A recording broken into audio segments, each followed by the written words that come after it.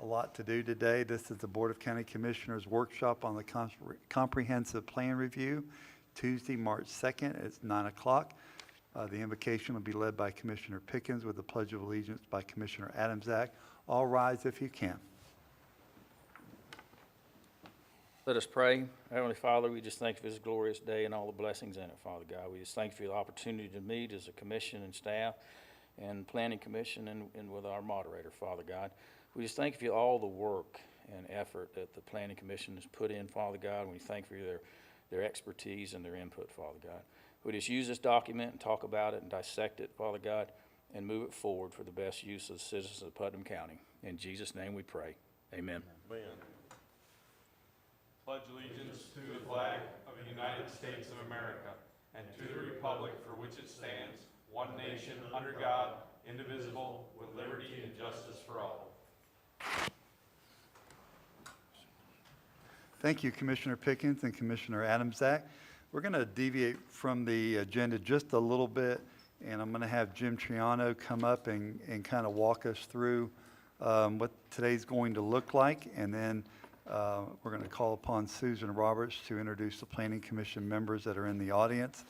I do want to say we're going to take a break every hour on the hour, at least a 5-minute break. There are snacks and water and stuff in the back. If anybody needs anything, just let us know and we'll be glad to help you on that. Do want to look over to my right and thank Mr. Mike Brown and for coming down.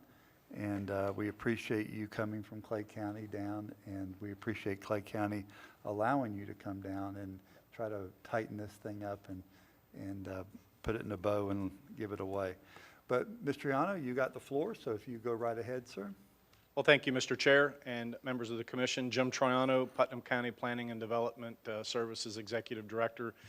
It's my honor today to, as staff, as well as representing the Planning Commission, present to you today a draft comprehensive plan. This has been months and months in work. There's been hundreds of hours of staff time, consultant time going into this project.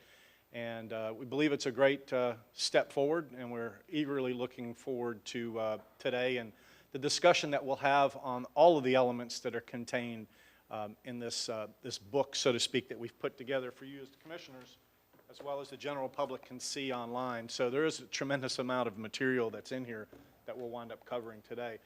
Mr. Chair, if I may, as we talk about the process, I just want to identify a few people first to begin with.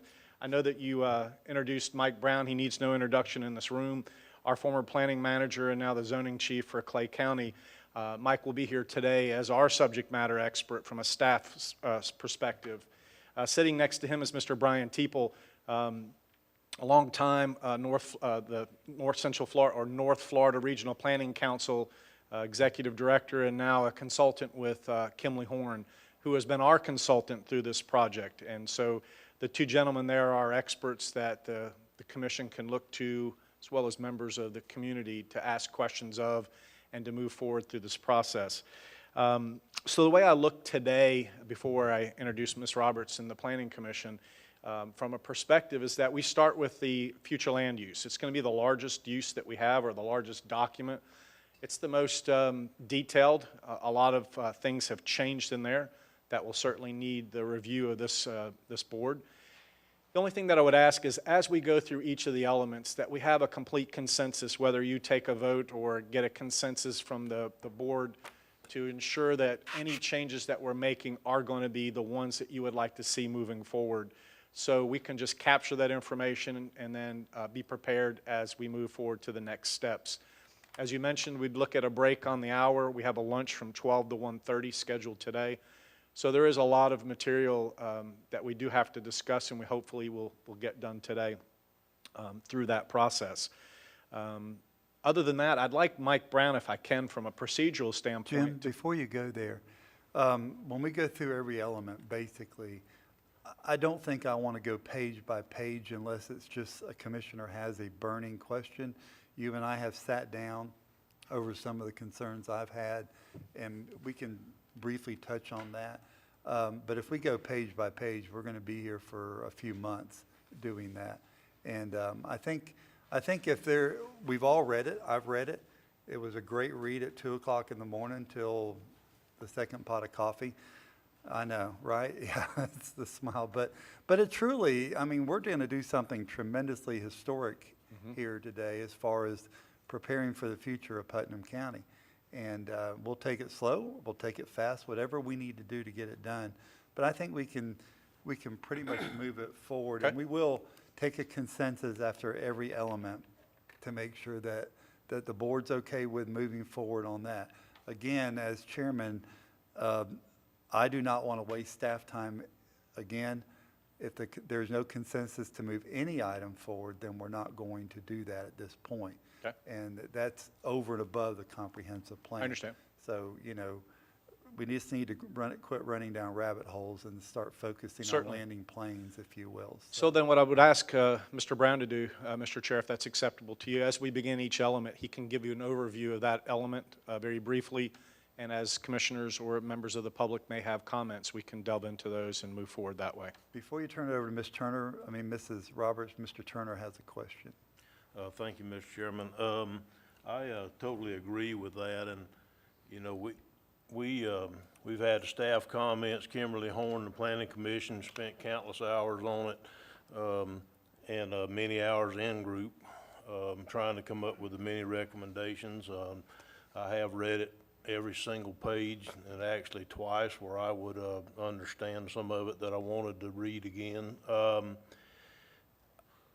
I personally think that maybe you could, after Mr. Brown gives us an overview, and is that we just take and ask for an element at the time and start at the front and ask commissioners if they have any questions on a particular item. We've had this for 2 weeks. Surely everybody's had time to read it and study it and dissect it by now. And so with that being the case, this commissioner would like to just go ahead and see what questions, what the commissioner has questions on as we go through it. Sure. I don't know if it'd be up to the chairman, that if you go through it with one commissioner, or you know, page by page, or whatever you want to do, but That's up to you.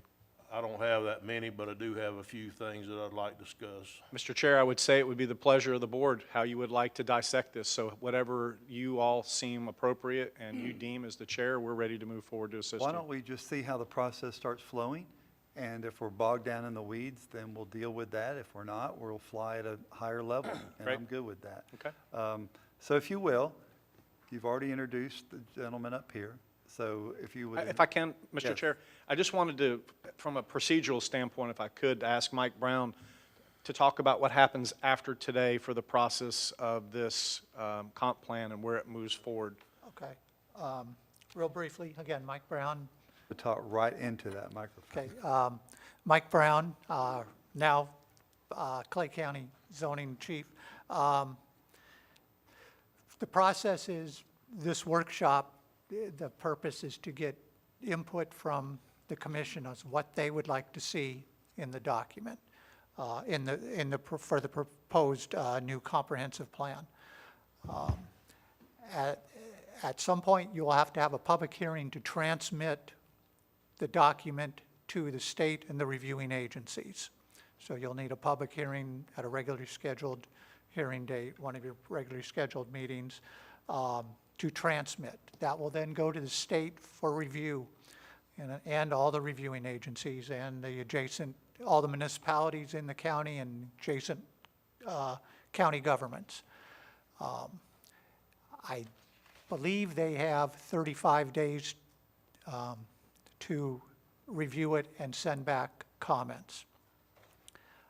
Depending on what those comments may or may not be, you have to look at, that will then, at that point, it goes back to staff to probably develop a response for your consideration as the board to those comments, whether they would recommend changes. And really, at that point, it's up to you on how you want to handle it from a board. If you'd want to send that back to the Planning Commission for their consideration of those comments first, or just the board deal with them. That's your call. There's no set process on how, that's left up to you. You then will adopt the changes, including the new land use map. And again, one thing You can't adopt the whole thing. My strong recommendation, only adopt the goals, objectives, and policies. That's all you have, and the future land use map.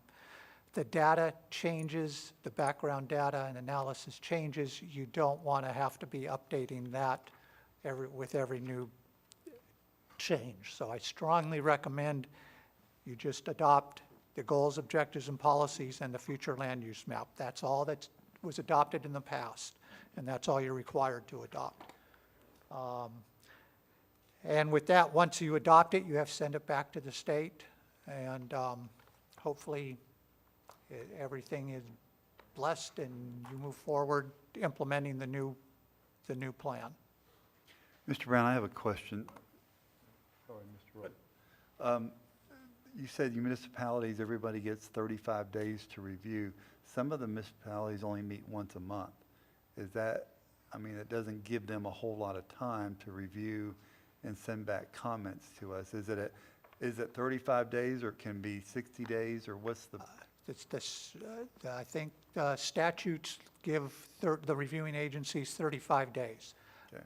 Recognize that we've done some work, staff had done some work in the county.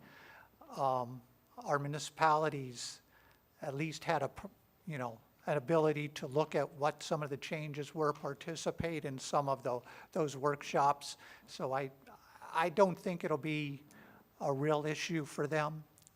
From that standpoint, I would, but the legislation gives them 35 days. Follow-up question on that. The comprehensive plan refers to neighboring counties too, to review certain things. Is that also included Yes. in that 35-day review? Yes. Okay. All right. Mr. Rawls, you have the floor, sir. So if we don't adopt the data, will it be published with the, Mr. Rawls, will you speak in? if we do not adapt the data, if we do not adopt the data, does it still get published in the entire comprehensive plan? Yes. Okay, all right. Yes. That's all I needed. It's still part of the document. I mean, Right. I mean, one would be it no good without becomes- the other, to be honest with you. this document, but it's only the goals, objectives, and policies in the map that's adopted. Correct, but we're still responsible for the content of the data Yes, itself. Okay. yes. All right, thank you. Mr. Brown, one final question. I went to Mr. Toronto yesterday about this. We're still bound by Florida statute to do this, even though concurrency management has kind of been whittled down a little bit.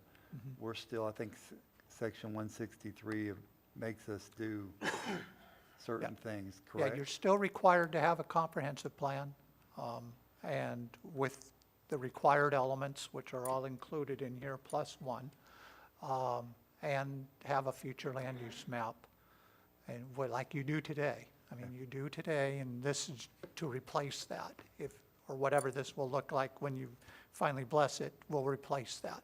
All right, good, thank you. Jim? You're on. Thank you, Mr. Chair. I'd like to introduce now Ms. Susan Roberts. She is our Chair of our Planning Commission, and we do have a PowerPoint presentation. If our IT folks can turn that on for me, please. Here we go. Susan, I'm ready. Get this finicky mic to work. Good morning, gentlemen. My name is Susan Roberts. I'm Chair of Putnam County Planning Commission. It's definitely an honor to be here before you today. It's been an honor to work on this project throughout the past year. Would like to thank two members of our Planning Commission who are here with us today. Mr. Three, oh, great. My J people always show up. Joel Danzler, who represents District 2, I believe. Joey Froelich, who is an at-large appointee, and Jerry Hafner, who is an at-large appointee. They are true troopers as we've gone through this project. It's been a challenge, but it's been good. I would, if we've got the PowerPoint up, I'm going to make this brief, I hope. One of the things that you'll see in the initial statements in the comprehensive plan is that we strive to establish a pattern of development that is harmonious with the county's natural environment and supports the rural and agrarian nature of the county while providing a desired lifestyle for residents. There were a few bits of this added as we began to develop the plan, but this is our overarching goal. And I'll get into a little bit of the weeds in just a minute. But I think that if we keep these very simple principles in front of us as we talk about it, as we use it, especially as we use it, it will be a document that will well serve Putnam County well into the future. The guiding principles that we worked under are fairly simple. They're fairly straightforward. And these guiding principles were drawn from many meetings, many forums, many individual discussions and interviews with commissioners. And they went together to form the nucleus of what we've done. Protect our natural resources. A statement that's in one of the documents that's in your data and analysis section from the Chamber of Commerce refers to Putnam County as the gem of Northeast Florida. We want to keep it that way. We want to make it better. We want to assist our agricultural assets. We have a very large agricultural presence in Putnam County, and we want to do what we can to help sustain their operations and give them a better platform from which to work. To become more friendly to development. We've had some regulations that have been quite prohibitive. We've had some policies that have turned people off and sent people running. We wanted to simplify the processes, make it so anyone can read it and understand it. Susan? Yes, sir. Jacob, our screens went out. Yeah, my computer just apparently did a shutdown. Oh, we're- So Yeah, it looked like we Give all it 10 went. minutes, it'll do an update.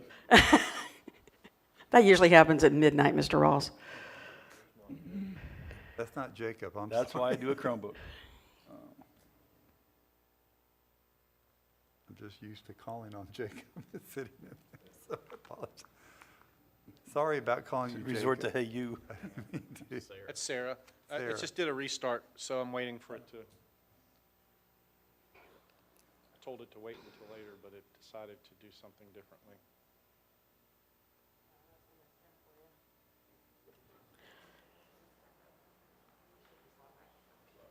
Cross trains and people, he didn't have to be here every day.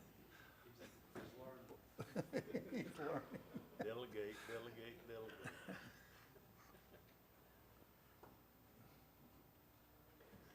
Susan, it always happens when you're in the middle of it. You know, It happened to Bill Gates, remember? I know. It's not the first time this has happened to me. It's the first time I've done a PowerPoint for you all. The way it happens sometimes.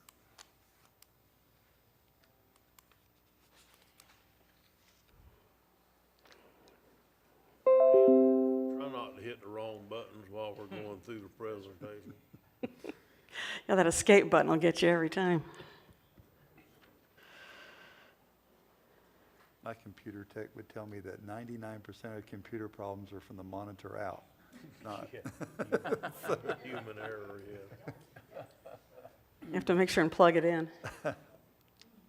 Not saying that's the case in this case, I'm just saying. There we go. I knew all it would take for Sarah to walk up there and they'd go to That's all that ever takes. She has to touch it. the I mean, technician to get close, it just that's it. works. Susan, before you go much further, is there anybody else on the planning commission with you today? No? Let me look around. Okay. I don't see Okay, anyone good. else right All now. right, good. We do have Mr. Mike Perry here, who is legal counsel to the Planning Commission, and someone I rely upon very heavily, and I appreciate very much. Okay, simplify the processes. Make it easier. Provide for more housing opportunities. Synchronize with existing infrastructure, and that, I think, is key, and we're seeing great benefits of some of that going on right now in the East Palatka and that environment. And to comply, of course, with state regulations. How we did it. We had great guidance from our consulting team. Brian Teeple, Allison McGrath from Kimley Horn. Their knowledge of the planning world, and their knowledge of current requirements and things that are really necessary and make things work better have been invaluable to this commission. We've had times when we've been going through things and, we needed to bring it back around to full circle, and Brian was the one who was able to stand before us and say, okay, this is what's reasonable. This is what's expected of you as a planning commission, and I greatly appreciate that. And we would not be where we are today if it wasn't for staff. And I'm going to start with Nancy Brown. She's the one who put all these notebooks together, she and Jenny. And they've done a yeoman's job, plus keep up with our minutes. Sometimes our meetings went 2 and 3 hours and got rather detailed. They have kept up with our normal activities all the while doing this. And then, of course, Mike Brown and John Salmons and Jim Troiano. And it was a very bittersweet moment when we saw Mike leave. We know he was moving up to a much better position where he didn't have to drive so very far every day, and he was going to be doing more focused work on zoning. But to see him leave Putnam County was not an easy thing. With that said, we're very grateful for Mr. Troiano's leadership in bringing staff up to full capacity quickly. So the uncountable number of hours that staff put into this process have been amazing. They have always been available. They've always been 100% responsive. And we have moved this project as fast as we could. Granted, we had a little interruption back in March and April. We're still dealing with some of that with the COVID pandemic. We had to quickly transition our meeting forum from being in person in this room to being all separated and via Zoom. And I would dare say that not a single one of our commission had used Zoom before May. But we adapted to it, and we did as well as we could. We even had some public fora via Zoom, and those were interesting. But nevertheless, they gave us great information that we needed. We had 10 regular planning commission meetings, and each meeting included a large portion of time devoted to this document. We had 4 special meetings of the Planning Commission that were in workshop format. A couple of them were on Zoom, but we were able to work our way and walk our way through the document in a fastidious way that we hope you don't have to go through today. We had 5 public forum, and we invited the public from far and wide to participate. I dare say our best participation was the forum that was held in Melrose. We had a great turnout there, and that was our last public forum before we had to go into the virtual world. I also was able to spend a great deal of time with each of you and Mr. Adamsack, with your predecessor back in January and February, getting your thoughts, your ideas, and what you wanted to see in this plan. That was compiled into a list and given to the Planning Commission, and it was one of the guiding principles that we followed. So there's been a lot going into this, but it's been interesting, but you gave us a great commission to work with. And I dare say back in January, or back in December, when it was time to reappoint some commissioners, I made the statement publicly, please keep this body intact. They are a great group of individuals, and they have done a great service to Putnam County. And I do appreciate your having done that. So what did we do in this document? We increased residential densities in many of the different land use categories. We looked closely at each category to determine what would best suit the objectives of that particular land use. We expanded urban service areas. We expanded those areas particularly to be in lockstep with the infrastructure improvements that Putnam County has made over the last 15 years, being the East Palatka Water Sewer Service, which is paying great dividends in the planning world right now. We did some expansion of rural centers, areas where that has proven to be an effective land use category, we have made some improvements to it. We've updated our compliance with state regulations and gotten, and this is where Mr. Teeple was invaluable because he got all of those citations to statute and to Florida Administrative Code right, and he got them in the document. And that was incredibly and very good to be done. We are recommending 3 corridor studies to be completed by 2027. That will be a foundational plan to go forward with future expansion of infrastructure. And finally, we realize this is a dynamic document. What you all to do today, down the road, in approving this document and sending this document forth to the state and finally adopting it is only the beginning. This document can be amended at any time, and I dare say that the sun will not set on 2021 before something comes up that we look at and go, comp plan might need to be amended in that area. And that's right. That's the way it should be. This is only a platform from which to build the future. It's not the absolute cast in stone, chiseled in rock, final say-so. So with that, gentlemen, I want to say thank you very much for your time today, for the time that you've put into this process behind the scenes, for answering my phone calls when I called even too late for Mr. Pickens one night. Of course, it was only 7:30, but for being there and for always being ready to participate. And I thank Mr. Adamczak for attending a few of our commission meetings.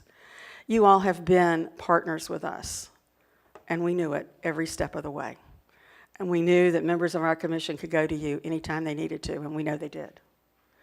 And that's what makes this document and make this process to be functional and to be as successful as we see it is today. It's not perfect. It will never be perfect. And had we tried to strive for perfection, we would have fallen flat of our faces. We have to have a document that can grow with Putnam County and grow with the people of Putnam County.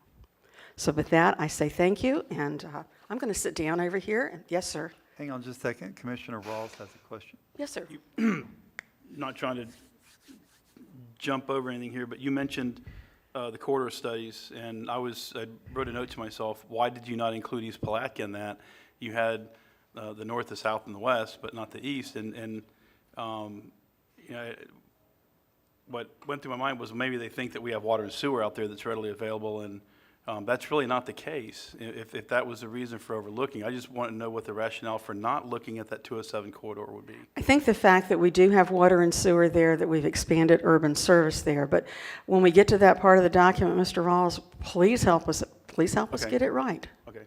Thank That's why we're here today, to ask your help. you. Okay. Yeah, I Okay. think that- Anything else? I heard Mr. Pickens say that, and I kind of went the same thing, so. I've got Mr. it. Turner has the I've question. got it flagged too, Mr. Chairman. And, you know, I would highly recommend that we start at the front of this future land use and not go back and forth or all Yeah. over in between on certain items if we possibly can. Then we'll have some level of flow or some level that we can try to get through this thing on, you know, so, you know, I would recommend asking the commission, do they have anything through a certain number of pages or something, and then We'll do that. start flowing through there. Ms. Robert, before I turn it back over to Mr. Rawls, one thing that did come up that I'm concerned about is just one word, and it's natural versus nature, Okay? okay? And you're going to see me try to insert Nurture nature. versus nature. And it's important because, and maybe people out there might be saying, well, isn't that the same thing? Not necessarily. Some farms have adapted to better management practices and created better than, and then there's been some man-made structures around that are working very well that I would classify as nature and not natural. So you're going to see me talk about that as we go through that process. So Absolutely. Okay. That, you're here to refine, to reflect, to Yeah. help, to pick at it, to do whatever you have to do it to help us Well, get I it don't want to right. be pigeonholed into something where we say natural, when in fact, maybe in some cases, we might have done very well, or nature is doing well doing it. So, Mr. Rawls. would like the Ocklawaha be an example of that. That would be one, yes. Yes. Just asking for a friend. No, I just want to say that you're gonna have to bear with me because, We will. the way my mind works is I'm listening to, I've got three balls in the air right now. I'll hear everything, questions will come to mind, and I'll need them answered right then, not, and I'm not gonna be going back and forth. I'll try to stick with it, but when she was giving the presentation, that brought the question up because I flagged it in here, right? So now we have the answer. I get it. Yep, thank you. This was just a brief overview to let you know what's Yeah. Mr. the main feature's going to be. I would just like to tell Mr. Rawler I wasn't being critical of you. Okay. I'm just trying to get a flow going here for the day is all All I'm right, well, trying to do. if you could crawl this between my ears right now and look at what I'm looking at and hear what was going on in my You're head, yeah. You're I fine. have 4 different conversations going on. Turn a couple of those channels off, Mr. Ross. Yes. That cannot happen. You don't want it to happen, trust me. I know. Okay, so We we're admire going to you. go to our, thank you for the presentation, and we appreciate it. Mr. Turner? Yes, one last thing, do you think we could do the nature natural thing in the definition section, and then maybe you could define the two? And maybe you could say, I'm sure that Mr. Teeples could probably help you with a definition, and Mr. Brown that said, that nature means this and natural means that, and it may be that in some cases they mean the same thing, I don't know. But if we did it in a definition for nature or natural, then maybe it would just go throughout the whole plan. Also, if we could maybe, if you look at it, and using the Ocklawaha as an example, as far as I'm concerned, that's a natural resource. It's gone back to nature. If you tried to unwind that clock, you would eventually get back to nature, but you would be having a significant impact. So if maybe we address it by saying, things that we have currently in place that we recognize are natural. I agree. Something like that. Okay, well, now we're going to go to our public comment section. And I do have 2 blue cards. There's going to be 2 opportunities for public comment, one at the start of the meeting and then one at the end. We've kind of changed that around a little bit because sometimes sitting in the audience, people might get their questions answered and they might not have it, or they might say, have you all thought about this? So it's just an opportunity for us to do that. So today is called Public Comment and Citizens Input. And my first speaker will be Earl Ballingy. Earl, if you'll come up and talk to us about what's on your heart.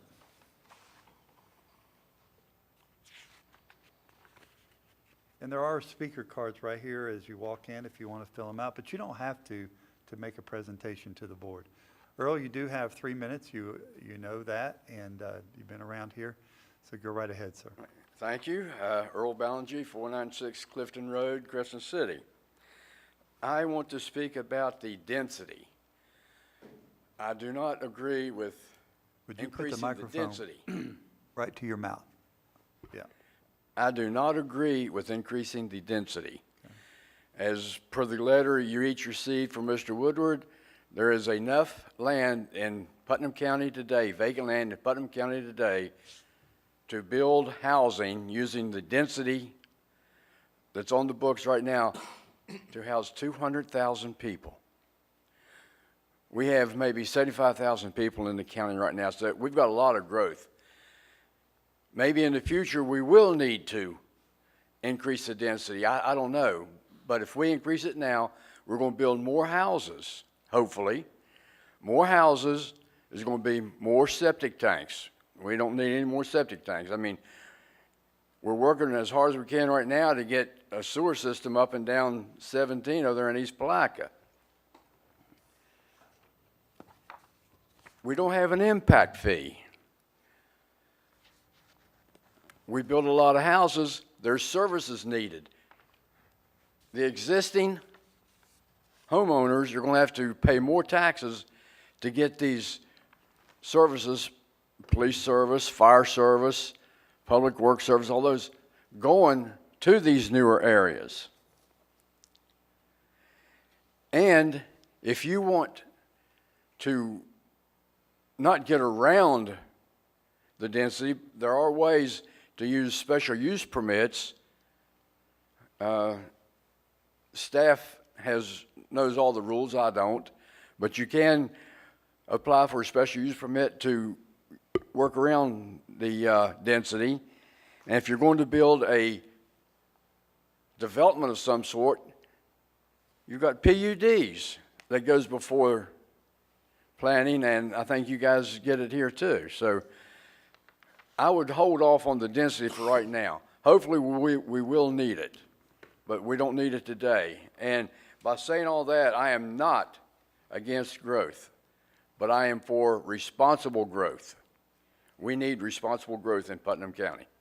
Thank Thank you, you. Earl. Hang on just a minute, Mr. Ballingy. Mr. Rawls. So Earl, to your point, right now, we could go in, we could put another 125,000 people in the county with septic systems, according to where we are right now.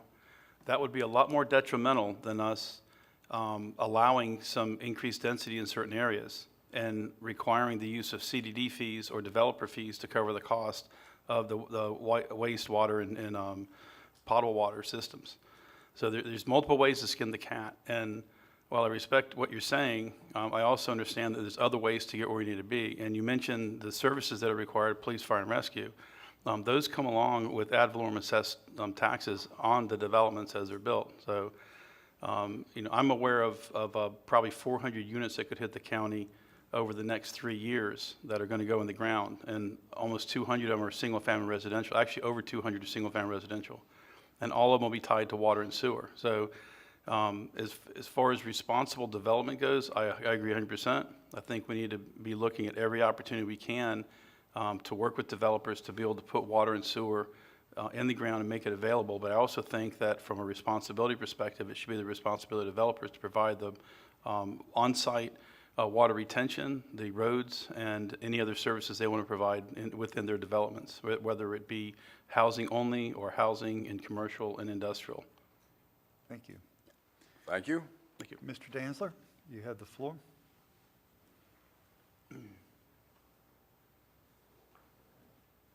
Thank you. Yes, my name is Joel Dantzler, 420 Cedar Creek Road, Palatka. I wanted to speak on our riverfront property. We've had some, in my opinion, and many other people's opinion, we've had a couple of things happen along the riverfront in East Palatka it's just a shame that it happened, and that's with the Taco Bell and the Popeye's I chicken. was telling my wife that Sunday. And, it kind of makes us the laughing stock of the county. And I know that they were zoned to do that, but there's got to be something, and it might be an ordinance that you guys need to put in to where the riverfront property has to have some kind of architectural review board or something. I don't think it's something we can do in the comp plan from what I understand, because if it's already zoned there, you can't take their zoning away. But if you had a architectural review board, every prime riverfront property that you can see 17 going down the river, that would have been fine if they put the Popeye's chicken and the Taco Bell, if they'd have just used the river and cleaned it off, put a few picnic tables out there and made it nice, instead of, they could have been on the other side of the road for all that opinion. But anyway, I just wanted to put that out there because I think we've got such a beautiful place, and it's such a shame to see something like that happen in our prime areas of people come to Palatka. It's like, my God. Well, thank you. Hang on a minute. Mr. Turner has a comment, and then Mr. Rawls has a The only comment I have, I don't disagree with you, Joel, at all, but I think that's something that needs to be handled in the land development code, which will be updated after the comp plan. As part of the rules of that, we're also going to look at, we've been talking about doing an overlay from 207 back to the bridge in the East Palatka area, as well as some other overlays too that would cover some of those situations when we get to them. We also have held off on intensive uses from 207 to the bridge. So there is some C2 and C3, but all the C4 is the other side of 207. So that area right in there is where we're going to do an overlay, but that's not part of the comp plan as much as long as the comp plan allows us to do it, it'll be done in the land development code, which is coming next after the comp plan.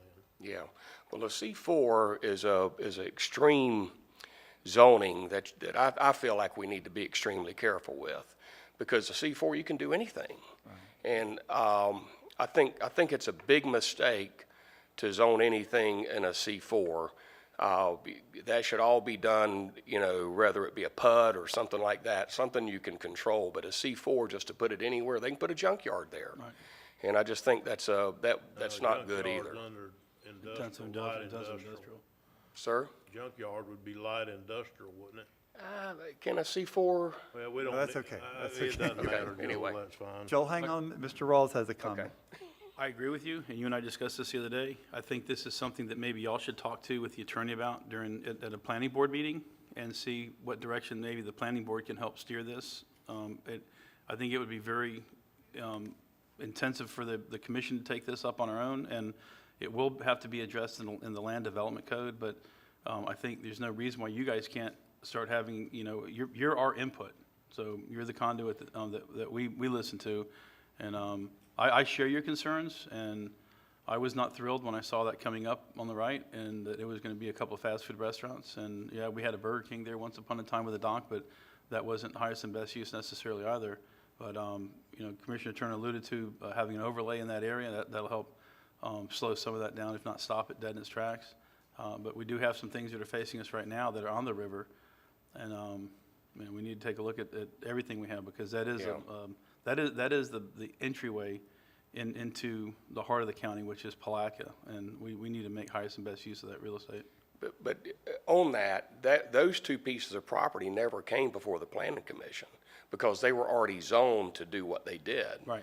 And so the only way that I know that you would have to get it is through some other means, by not issuing a building permit, because they have to have some kind of approval of their design or something like that for a building permit. That's all I was trying to say is that zoning commission has nothing to do with what happened on those two fast food restaurants.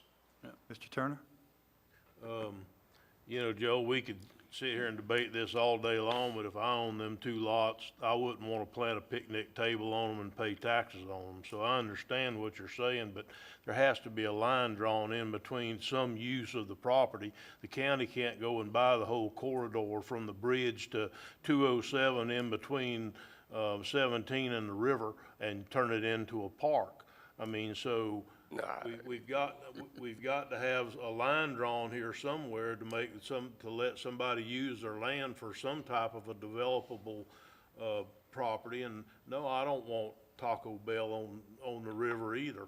But where do we draw the line? Taco Bell, Gator Landing, where do we draw the line? It's all food, so Yes. I understand. So But where do we draw the line on who gets to develop their property and sell their property and who doesn't? That has to be part of the conversation. Commissioner Turner, I think you're missing my point. I had no problem with Taco Bell and Popeyes being there. My point is Corky Bell's is a perfect example. They capitalized on the river. They put a nice boardwalk, a nice place that people could go and enjoy. That's all I'm saying is they could have done this. I'm not saying the county needs to buy the property and turn it into a park. I'm not saying that at all. What I'm saying is if they do it, there needs to be some kind of criteria that they capitalize, which I was just making a suggestion of picnic type. Maybe they need to put a boardwalk out there, a dock or something. And that particular project was a REIT, I think. They had the money to do it. It wasn't like they didn't have the money and they were skimping to make that, to get the pieces of property developed. But that's all, and thank you More so much. comment, Mr. Ross. So I agree with Commissioner Turner. I think if you guys just be a little bit patient, but your input would be valuable. And, there's no reason that we couldn't go back and unring the bell and do something like you're talking about, where you have a connective walkway like they do in Jacksonville. And Jacksonville did it over a long period of time on the north and the south bank, capitalizing on that and helping the restaurants. You can go to one place and shop, go to another place and eat and have a drink, whatever, and walk around or take a water taxi around. Yeah. Okay. Thank you, Mr. Danzler. We appreciate it. Next speaker, Mr. Easterling. Please come up and state your name and address for the record, and you'll have 3 minutes. My name is Roger Easterling. My address is 281 Huntington Shortcut Road, Lake Como, Florida. And I'd like to speak with y'all today pertaining to a small group of farmers. We're in South Putnam, and most of us, a lot of us have lived here our whole lives, and we've owned properties, or it's generations that handed properties down. Some of those properties involve being on waterfront. And we've read through the comp plan, spoke with Ms. Roberts and Mr. Brown extensively about the concerns of having more density per smaller acreage. We took their comments and come up with an idea for us small acreage people on waterfront, the 1 to 5 acres for the R1 makes it hard for us to really market our property, because we're not hundreds of acres. We don't qualify for PUDs and all. We just want to be able to cut out small acreage on waterfront, have the houses built that should be built on the waterfront. We can cover all the bases of having a road put in, but we still need septic tanks. We still need certain things, because we just don't have the ability to put central systems in. We know that it's covered in the comp plan, but we would like it identified for us landowners that say under 50 acres, if you do this, this, and this, and this, we will allow you 1 to 2.5 or 1 to 1 on waterfront. And me personally, my piece been in our family 75 years. We have kept it up. We haven't turned it into junkyards. We hadn't done anything to adversely hurt the county by imposing more services. We farmed it and we took care of it. Now we're just we're all getting older. People have died off. It's time to start doing something else with it besides farming. We went through the drought years where water management was trying to get us all to quit pumping out of the lake. So we've done all that, and the orange groves froze. So all we have left is our land. And if we can retire and sell it out and put nice homes that gives more tax base, doesn't impose a lot of services, we don't feel like that would have a hard impact on the county. So that's all we're asking, is it to just be looked at to see if the density can be changed for the waterfront and the small lakes. And there's quite a few of us down there, even though they're not all here today. So that's basically what I had to bring to y'all. Thank you, sir. Mr. Rawls has a question for you. You said that you're precluded from doing a PUD. Have you been told this? Not precluded, but when you have 10 acres and you have to put in streets and central water or sewer, you can't cut it up you can't sell 10 houses and overcome the cost of all that, or at least I don't feel like You actually can, and I would encourage you to talk to a civil engineer. If you have 10 acres that you want to develop and you want to put 10 house sites on there, you could easily do that by putting in a road and do on-site wastewater and wells. It's done every day. I'm currently working with a developer right now that's going We're not really looking to put a subdivision in, and we're talking about if we want somebody who's interested in 3 acres on the lake. The problem is the state of Florida is only allow you to cut your property up so many times before you have to do a PUD or a subdivision. A PUD is your low-hanging fruit. It's very easy, doesn't cost a lot of money to get. And what you do is you go in and you define the parameters within your property boundaries and say, within this 10 acres, we're going to have and you can say 3 homes per acre, whatever. You define that. If you wanted to, on 10 acres, if you wanted to do 100 apartments, you could do it. That's what the PUDs are for. So this is a prescriptive document, but it's not the end of it. This is just, if you're going to do something and you want it quick and dirty, if it matches what we have here and our land development code is satisfied, then you can build it. But if you want to do something different, if you want to go out there and build condominiums, you could do it. You'd have to present a plan unit development that would be approved by the planning board and the commission. Okay, so are you saying that you can't put in a well and a septic tank on small acreages for a single home, or? You can, and I'm But you working with a guy have to right now stay that's within looking at doing 120 sites on 38 acres and having a community well. He'll have basically a community well for so many houses. He's also looking at doing a package system for water. He's running the numbers, and then he'll make money selling water. So You know, in the case that you're describing, it sounds like you're gonna have an acre per house or so. You can easily put a well and septic on that. All you have to do is have your 75-foot separation, you can do it. You can do it half an acre. Okay. Thank you, Mr. Pickens has a question or Yeah, comment. and I've spoken with Roger and Steve and J.R. Newbold about this. I think what they're trying to get to is to be able to develop their properties on water without having to put in a full-blown subdivision. And is there an avenue with this to get them there, where they can just cut the lots up, and then maybe put in a road?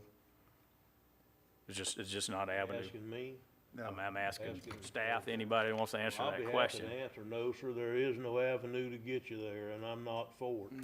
Not against you, Roger, I'm not, but we can't go to putting in subdivisions that's not within the subdivision ordinance.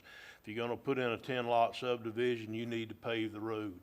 I have to pave the road, because if you don't, the county will end up paving the road down the road. And so there's certain things here that we just got to do as we go along. That subdivision ordinance allows these things to be done. You can put in a PUD, for instance, but you're still gonna have to pave a road for a subdivision. That's the basic county subdivision ordinance in the Land Development Code. If we don't make somebody pave a road in a new subdivision, we're opening a can of worms that everybody, that the county, it'd be back like Interlochen Lake Estates again, next thing you know.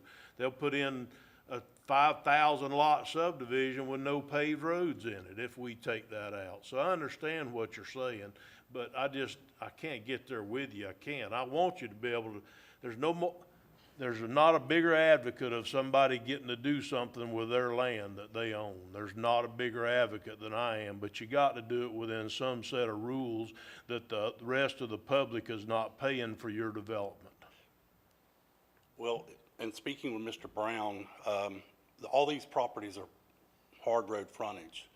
Okay, when you say a paved road, you know, my first thought is asphalt, whatever. He was saying that as long as it's accessible, it could be millings or whatever, and each house property adjoins the hard road frontage.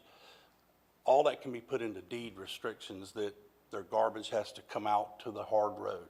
Their mail's the hard road. That's existing right now, is that if the lot fronts the road, then you don't have to pave the driveway going into the house, if I understand. You don't have to do that now. Right, but if there's 4 houses behind that first one and that road is, So, sir, I think Mr. Brown you didn't understand that accurately, Maybe so. because millings are not considered a paved road in Putnam County. okay, I just understood it as a road that was accessible by emergency vehicles, No, police. sir, it's, if you trip the subdivision threshold, then you have to pave the road. That's part of the basic subdivision ordinance in Putnam County, which is not in the comp plan we're talking about today. It's in the Land Development Code, which we'll be talking about in the future. Okay, all right, well, thank you for your time. Briefly. Oh, anytime, yes, sir. Mr. Rawls has one more comment. Roger, I can't encourage you enough, if you'll sit down and talk with a civil engineer, I think you'll find this is a lot less costly than you're assuming it's gonna be. You do not have to put in on-site retention necessarily. You can do swales and ditches. You don't have to put in curb and gutter. You know, a road does not cost that much to pave when you start taking out some of the accoutrements that you have in these larger subdivisions. You know, if you're picturing a subdivision, something you have in St. Johns County, for instance, that's not necessarily what we're gonna require. You have to meet the minimum requirements of the LDC, and it's really not that restricted, to be honest with you. So you can have it where your road just pushes the water off to both sides, collect it and push it off into a retention area if it's required. But all that stuff is not very expensive. It's just dirt work. But if you talk to a civil engineer, they can handle doing your PUD application and getting you through where you need to go. Okay, thank you. Thank you. Mr. Pickens. Did you say you didn't have to put in a curb and gutter? You just have to have a paved road? Is that- You don't have to necessarily, No. Have to. not So it could be necessarily. a minimum paved road, Roger. So I think taking that advice and still working with planning and zoning, I think you probably can get to where you want to be, but probably, you know, it sounds like a paved road is going to have to So be if my done. And I think understanding- you could probably get to the density levels also, couldn't he, if he did You can a define the planned unit density. development and define it. We can do it at once. So my understanding of the paved road is put into place, as Mr. Ross said, we can still get by with the well and septic tank without having a central water and sewer system. If you have the room, Roger, that's the deal. You got to have the setback from the water. That's the health department, it's Yep. not us. And on top of that, you got to have the room between your water system. If it's not central, like if you're on a well and a septic tank, you got to have the room away from the water. There's all kind of rules. We could talk about this for a couple of days if you want to. I mean, it's not a problem, but I think the question that you're trying to ask is, if I may, is that, will anything we're doing here today prevent you from trying to get where you want to be if you decide to get there in the future with your waterfront property? And I don't think there's anything in this comprehensive plan that's gonna prevent you from doing that. The land development code that we're gonna do next after we finish the comp plan would have more restrictions in it than this would to prevent that. Okay. Thank you. Thank you very much. Roger, real quick, I was just telling Commissioner Pickens, even if you were encroaching on the water, you can put an aerobic septic system in. If, you know, if the issue is your lots are wide and short, and you're gonna be close to the water, and you can't get the 75-foot separation that you would normally be required for a septic system from the waterway, you can go with an aerobic system. So there's a lot of ways to work around this, and you can put one on every individual lot. Okay. Thank you. All right. Thank you very much. Stephen, you want to come up? You're my next blue card. Good morning. Must be real important to get Stephen out of the woods. My name is Stephen Malfors. I'm 272 Pomona Landing Road, Crescent City. And I hope y'all's quivers are empty now that you've filled Mr. Easterling with all your arrows here.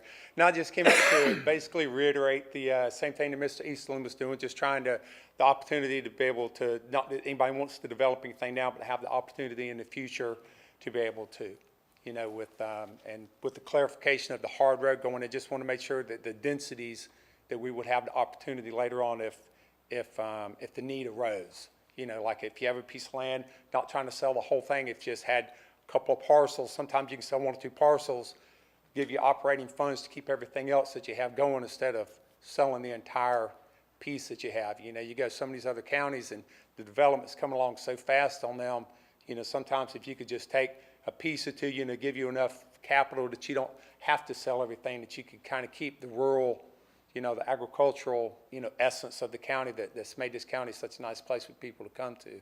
I agree. But one thing I would like to ask while I am here, though, is the like parcel splits. You know, somebody has a 300-acre parcel, and even say you're a 1 to 20, you know, you can't split it but a couple of times. So I was just, is this something that y'all addressing? Is that a state issue? How does that come down? Because, you know, it seems instead of it being a 1 to 20, you're a 1 to 3, you know, 1 to 100. Steve, I'm going to let Mike Brown address that real quick. State statutes, chapter 177 in state statutes, defines a subdivision as when you create a third parcel from a parent parcel. So you're allowed one split into two. The next time you split either one of those, you created a third lot, and a subdivision by definition. Then you have to do the plating process. No matter the size of the parcel. Yeah, the state So it's kind of like statutes. it's almost like a cookie cutter. It's not really applicable, you know, like if it was under a 40-acre parcel and you split it so many times, or it almost seems like it should have a sliding scale. If it's 100 acres, you can split it 4 times. If it's 200 acres, you can split it 6. If it's, you know, some parcels are a section, you know, State statute. 640. You know, it almost seems like there should be a sliding scale with that. To, you know, you're not trying to split for subdivision, like even within families, or you've got another adjacent landowner that wants a piece of that, you know, it's just kind of. Putnam County does have a family subdivision. We do. Which really limits what you have to do. I mean, you still have to do the minimum under the state Yes, sir. statutes. I mean, there's nothing that we can do to get around chapter 177. But I know it was about 4 or 5 years ago, especially I think it was right after Commissioner Harvey came in the first time, He pushed that, and and the county adopted a family subdivision, which allows families have been on this property, for a number of generations Yes, sir. times, to be able to allow family members to have a residence on there and limit what has to be done. The county doesn't require, in those cases, like the paving of the roads. Yeah, the improvements. That type of thing. So the county has tried to address some of that, but we still have to work under the umbrella of Chapter 177, which is a state statute. Yeah, that's the overriding rule on the whole Yeah. thing. You've only got so much wiggle room up under that. Right. Okay. And, so Well, we've that's done why I some was- things on that. Well, never hurts to ask. Well, it doesn't, and I would encourage you to contact your representatives and senators and see, maybe they can move that needle forward a little bit. But in the meantime, we are kind of bound by that. I'm going to turn it over to Commissioner Rawls real quick for a question. I was just thinking, maybe for staff, it might be to the public's benefit to come up with a 1 or 2 page document that explains, if in very layman's terms, maybe with an example or two, if you're going to subdivide a piece of property, what the requirements are. Mike or Jim, either one of y'all, what is the cost of a PUD application? I believe if it hasn't changed, I think it's $1,500. So, we're talking about land development, and land development is going to have some costs associated, but there's a lot of rewards at the backside. You're not going to sell your property for nothing. So if you're looking at going in and splitting parcels up and creating a subdivision or a PUD, whatever you want to call it, and you wouldn't want it to happen in your backyard. If you had 10 yes, sir. acres and your neighbor decided he just wanted to start selling lots off, it makes us aware of what's going on out there. And if the lot split is allowed by one department and then the houses are allowed to be built by another department, but the fire department didn't have any say-so in this and didn't know this was going on, that's what this avoids. So I think if we were to come up with some sort of a guide for people that would be looking to subdivide their property or create a PUD, it's really not that hard. The prices up front's a little bit, but they're not that difficult to get through. All right, well, I appreciate y'all's time. Thank you for Thank coming you very today, and we much. appreciate it. Is there anybody else in the public that would like to speak at this section of our meeting? And seeing none, we're going to take a 5-minute recess.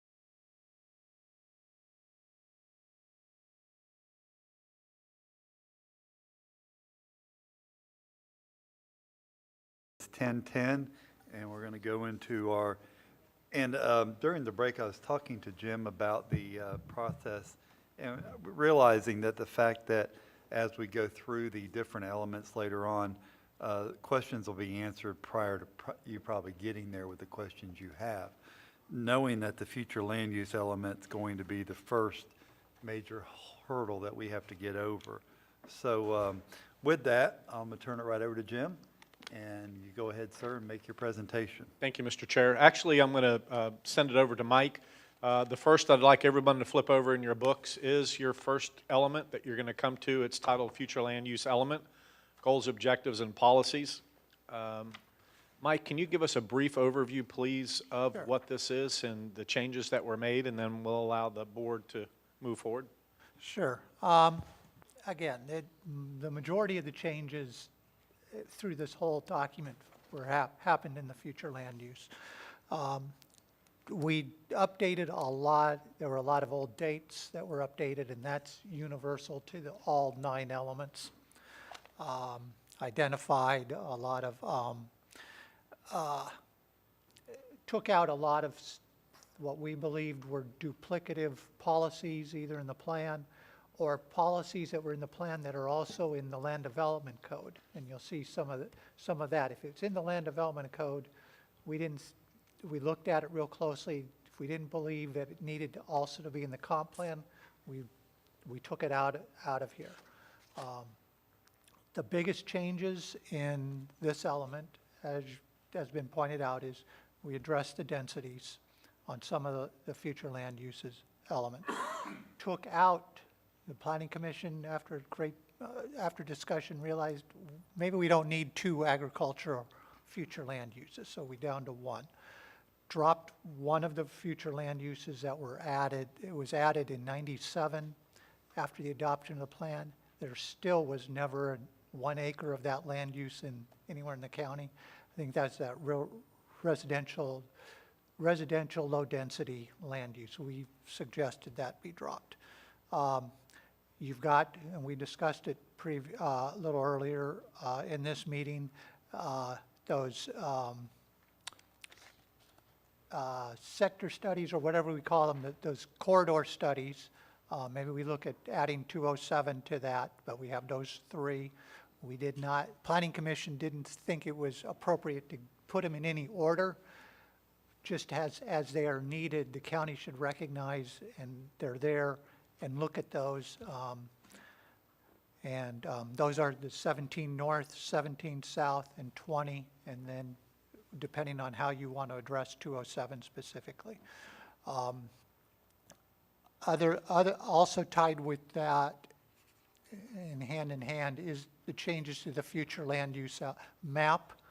And I know that should probably be a separate discussion, but you need to keep that in mind as you're discussing changes to the future land use policies themselves, because Planning Commission is recommending some significant changes, and as the chairman pointed out, some of those were tied to areas, expanding the urban service area to where the county has and plans to provide urban services in the future, and making, one of the things that I have heard that the 10 years working for the planning department here was, in talking to development interest, was the limit on the density to a maximum of 12 units per acre, because that's the best you can do today, was too low for, especially if, making it work, that they needed something higher. You'll see,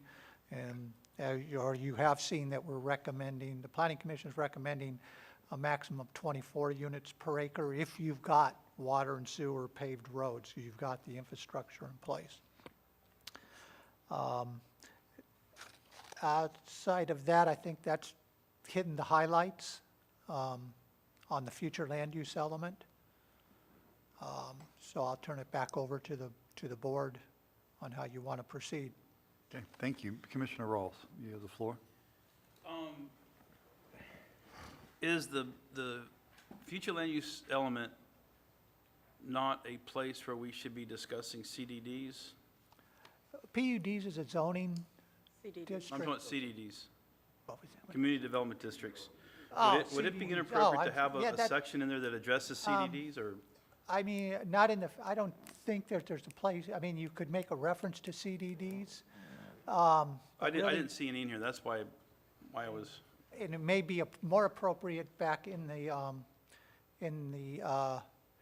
capital improvements, when you talk about how funding of infrastructure, because usually that's how where it's going to play a role, the CDDs, is going to be on how things are funded.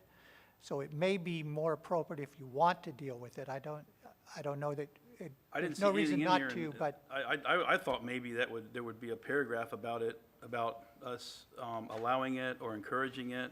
Okay, I mean, You know, there's been some discussion about us not having impact fees, obviously, and that would be a way to generate the revenue for the developers to pay for the improvements and not have us have to pay for it that are currently residing here. you could very easily add a policy, anywhere, either in the future land use or the capital improvements element.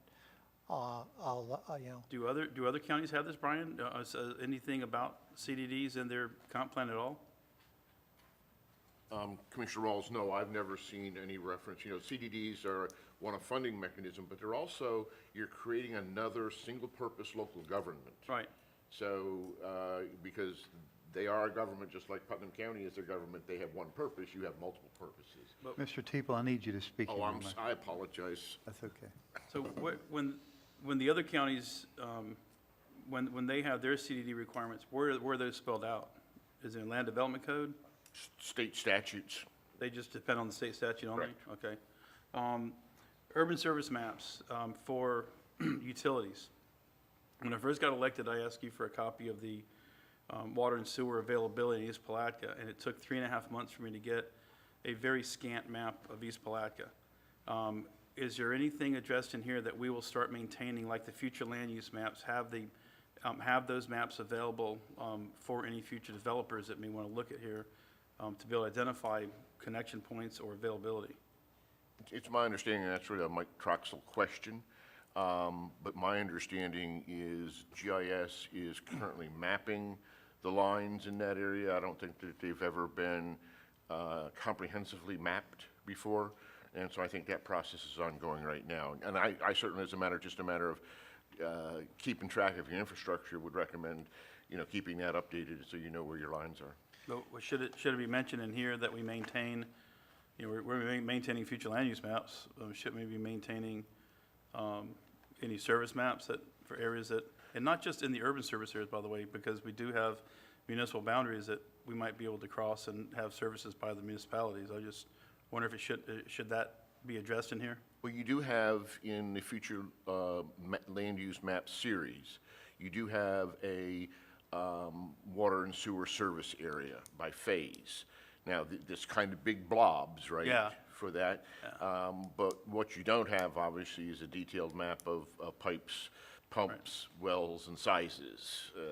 So, yeah, you could easily put in, and again, it probably would be in your capital improvements element or your infrastructure element, saying that the county shall maintain a distribution and collection map for water and sewer. Okay. If I may, real quick, Mr. Chair, just to update Mr. Rawls on this, that staff, Planning and Development and Public Works are working on updating the current mapping system in GIS. It's rudimentary. It's not as robust as we want it to be. There's a lot of work that has to be done yet in front of us, so we've taken the smallest areas that we can, and we're working together doing that. So it is moving along, should I say. But there's much more that needs to be done. It's just, again, going to take a cost perspective of getting that done from a staffing time, too, from the IT side of the house. Okay. So, should I just go through the question I have now? Go ahead. Okay. You've got the floor. So on, I love the fact that we put agrarian in nature in goal number 1. On the bottom of page 1, it's strongly encouraged, and this is throughout the document, where they took out the word shall, protect wetlands and provide FDEP protection or as provided, wait, Best management. best management practices. They took out the word shall and put in as strongly encouraged. And I don't know how I feel about that. I know that in development, you're not allowed to encroach on certain types of wetlands depending on their quality, but I just don't know if that's contrary to anything that's written in state law. I'm just throw that out there. And then where you've got on page 2, item 3 says the following uses shall not be permitted, and then it says in areas of special flood hazard, but what I don't see here is manufacturing that involves hazardous materials or liquids, and I wonder if we shouldn't add a line there.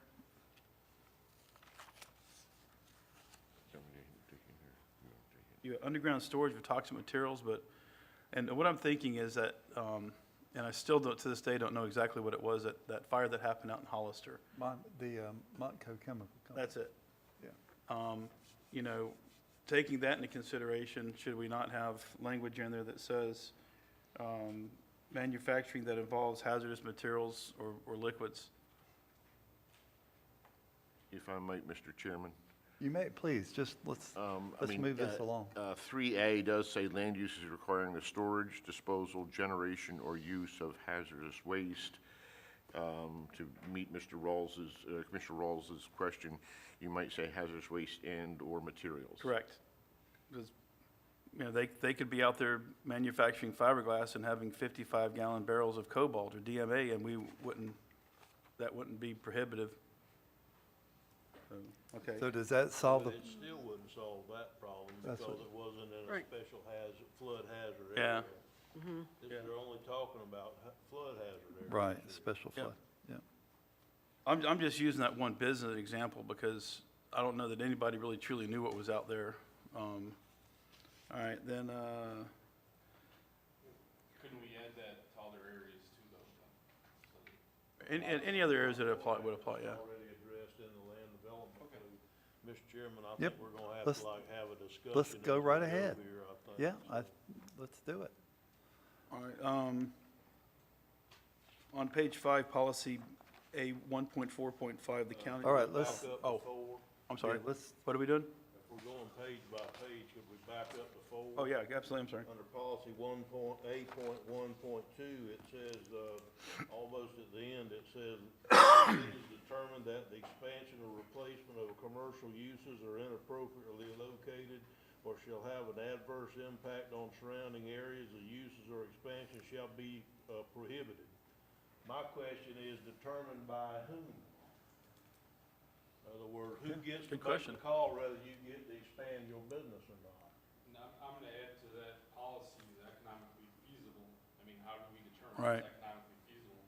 I would Yeah. exclude that from there completely. What page are you on, I'm sorry? we're on page 5, Number 4, policy page 4, A12.1. A121. It says, the county shall first actively encourage the economically feasible upgrading or revitalization. And then down at the end, it says, if it's determined that the expansion or replacement of the commercial uses are inappropriately located or shall have an adverse impact on the surrounding uses, the uses or expansion shall be prohibited. My question is simple. Who gets to make that call? Ultimately, it's you 5, because I understand, Mike, but but- if you got to take it all the way through Yeah, there, and you're well, trying to be an yeah. expanding business. Yeah. And you've got, and somebody has seen this and decides to get, and I'm just playing the Yeah, devil's no, advocate. I understand. I'm not saying I understand. anybody would, but Maybe we all of a cross sudden, out, somebody's mad at somebody, and so they don't get to expand their business anymore because they're in power. so Terry, you think maybe we strike prohibited and go back to regulated by, I think the whole thing BOCC. needs to be struck and put in the land development code is what I think. That, put up something in the land development code about the expansion and so how about shall be regulated by the land development code? yeah, that's fine, And get rid of prohibited? yeah. And economically feasible, I guess I just wanna know what was the reasoning for Yeah. putting that wording in there, cause same What- kind of thing, how do we determine what's Yeah. economically feasible? For one company, it might be, they can economically feasible anything, and for someone else, they can't economically do anything. Yeah. So what was the reason reasoning, I guess, behind that, so I can understand it before I say one. I don't, I think it needs to be moved I to the don't land recall. development code, and the reason being is then you can say who is gonna determine in the land development code instead of just that somebody's gonna determine. So who gets to determine? You, me, the next guy, you're gone, so, the next guy after you, Jim, who gets to determine? It doesn't say that, that's too ambiguous. okay. Why don't you just strike the whole economic feasible thing out of there? Yep. That's why I'm asking, probably, just Yeah. wanted to know if there was a reason it was in there. Yeah, and I don't think any of us remember. And this is just on commercial properties? That we're talking about? Yes. Doesn't have to do any rural or housing projects? Yeah. Okay. So I think the economic needs to come out of there, and then what Commissioner Adams Act said about the expansion. So it shall be. Sarah, you can just say it over the air from now on, turn on your microphone. Yeah. So I think we just cross off prohibited as and just regulated in county land development code. Got that? All right, now, Okay, Shall be regulated by the Land Development all right. Code. We're going to have to make a concerted effort. We're getting contacted that they can't hear you. So I you're apologize. going to have to speak into your microphone and make a concerted effort to do that. I'll do better. Thank you, sir. So, Mr. Chair, if I can just have direction on fixing A121? Strike, So what you just said, strike economically feasible and say that we're gonna do it in the land development code. Gotcha, all right. yeah, strike out prohibited, and at the end shall be regulated by the LDC. Okay, it's fixed. Thank you. Okay, so now we're going to page 5. Is that right? Yeah, unless anybody has anything before. 1.4.5, the county shall require paved roads in new residential subdivisions to reduce soil erosion. Yeah, I And I wrote, why is this here? yeah, I'd put the same. That's LDC, right? And then I think we should also have a definition of a paved road to relieve the anxiety of anybody that may have a different. Well, along those lines, let me say, a few years back, we did try to talk about what a paved road would look like in the county, and not every paved road needs to be 66 feet wide. Correct. So, I think that's a big thing that we really have got to hone in on one day with Public Works, is what does it look like in rural Florida? Well, that's LDC stuff. That's not LDC, this. right, correct. Yeah, Article 7 has all designed for roads specifically in there, so the update of that will go a long way to addressing that. So are we asking to strike A145? Well, I think we could still say we require paved roads in a new subdivision, just refer to the LDC for what that road looks like. Right. I don't know that we even need to refer, because the whole section in 7 of the land development code addresses roads. There you It go. does. So until we get to the land development code, we can make it say whatever we want. Then let's just strike out to reduce soil erosion. I think is that what you were saying? Yeah. Okay, good. All right, good. So I'm striking to reduce soil erosion. Do you want a definition of a paved road? No, we're going to get to that in a minute. Just strike out to reduce soil erosion. So that'll be defined in the land development code? That'll be in the transportation element. We'll define what a road looks like, Okay. or attempt to. Then my next question's on page 7, if there's nothing in between. I have one on 6. Okay. And I mentioned this to Mr. Toronto yesterday. I have issues with us naming state agencies. And just hear me out. It's only because they change their name or they give different jurisdictions. I think we could easily just say state agencies, when we talk about that. We don't Pertinent have state to, agency, yeah. we don't have to name them all. I mean, because they could go away, and or they could stay, or they could morph into something different. I don't think that's an issue either way, It's not Mr. an issue, Chairman. So yeah. if you want to say all state agencies instead of naming Or each one applicable of them, state that's agents. fine. Applicable or state appropriate. agencies. Yeah. With appropriate state agencies. There you go, whatever, yeah. All right, Brian, that'll be is there throughout the anything in- document? Yes. Is there anything in the statute that says we've got to name them, or just appropriate state agencies be fine? Nothing in the state statute requires you to name them. I look at this from the perspective, though, is that I'm a resident of the county, And I don't know much about this kind of stuff because I don't do this for a living. And therefore, I'm generally going to be appreciative of policies that point me in direction as to who I need to talk to. Appropriate state agencies, if I'm a kind of a layperson, I don't even know what that means. I'm sure they're out there, but if I've got even if it has been superseded and you call the wrong agency, and they're going to say, we don't do that anymore, you need to call the health department, or I'm making that up. So I look at it from that perspective, but you're free to do whatever you No, want with it. and I get that, but I think sometimes even if they change their name and, well, your book told me to call that and they don't do that anymore, then we kind of look silly. So my point is, maybe we can name what we feel the state agencies are, or applicable, I mean, we can do something a little bit different. That's all I'm saying there.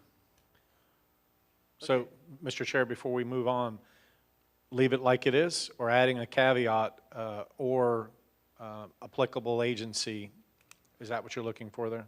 I think so, and to start saying that from then on. Well, I think we need to really discuss that a little more in depth, Mr. Chairman. I think what Brian just said is very valid, that if you're a layperson and you don't know what you're talking about and you don't have any idea who to talk to about this, you're gonna want some kind of a direction. And I just don't see where it's gonna hurt to have them in there unless you do, sir. I mean, No, it was in there before. It's been in there for years.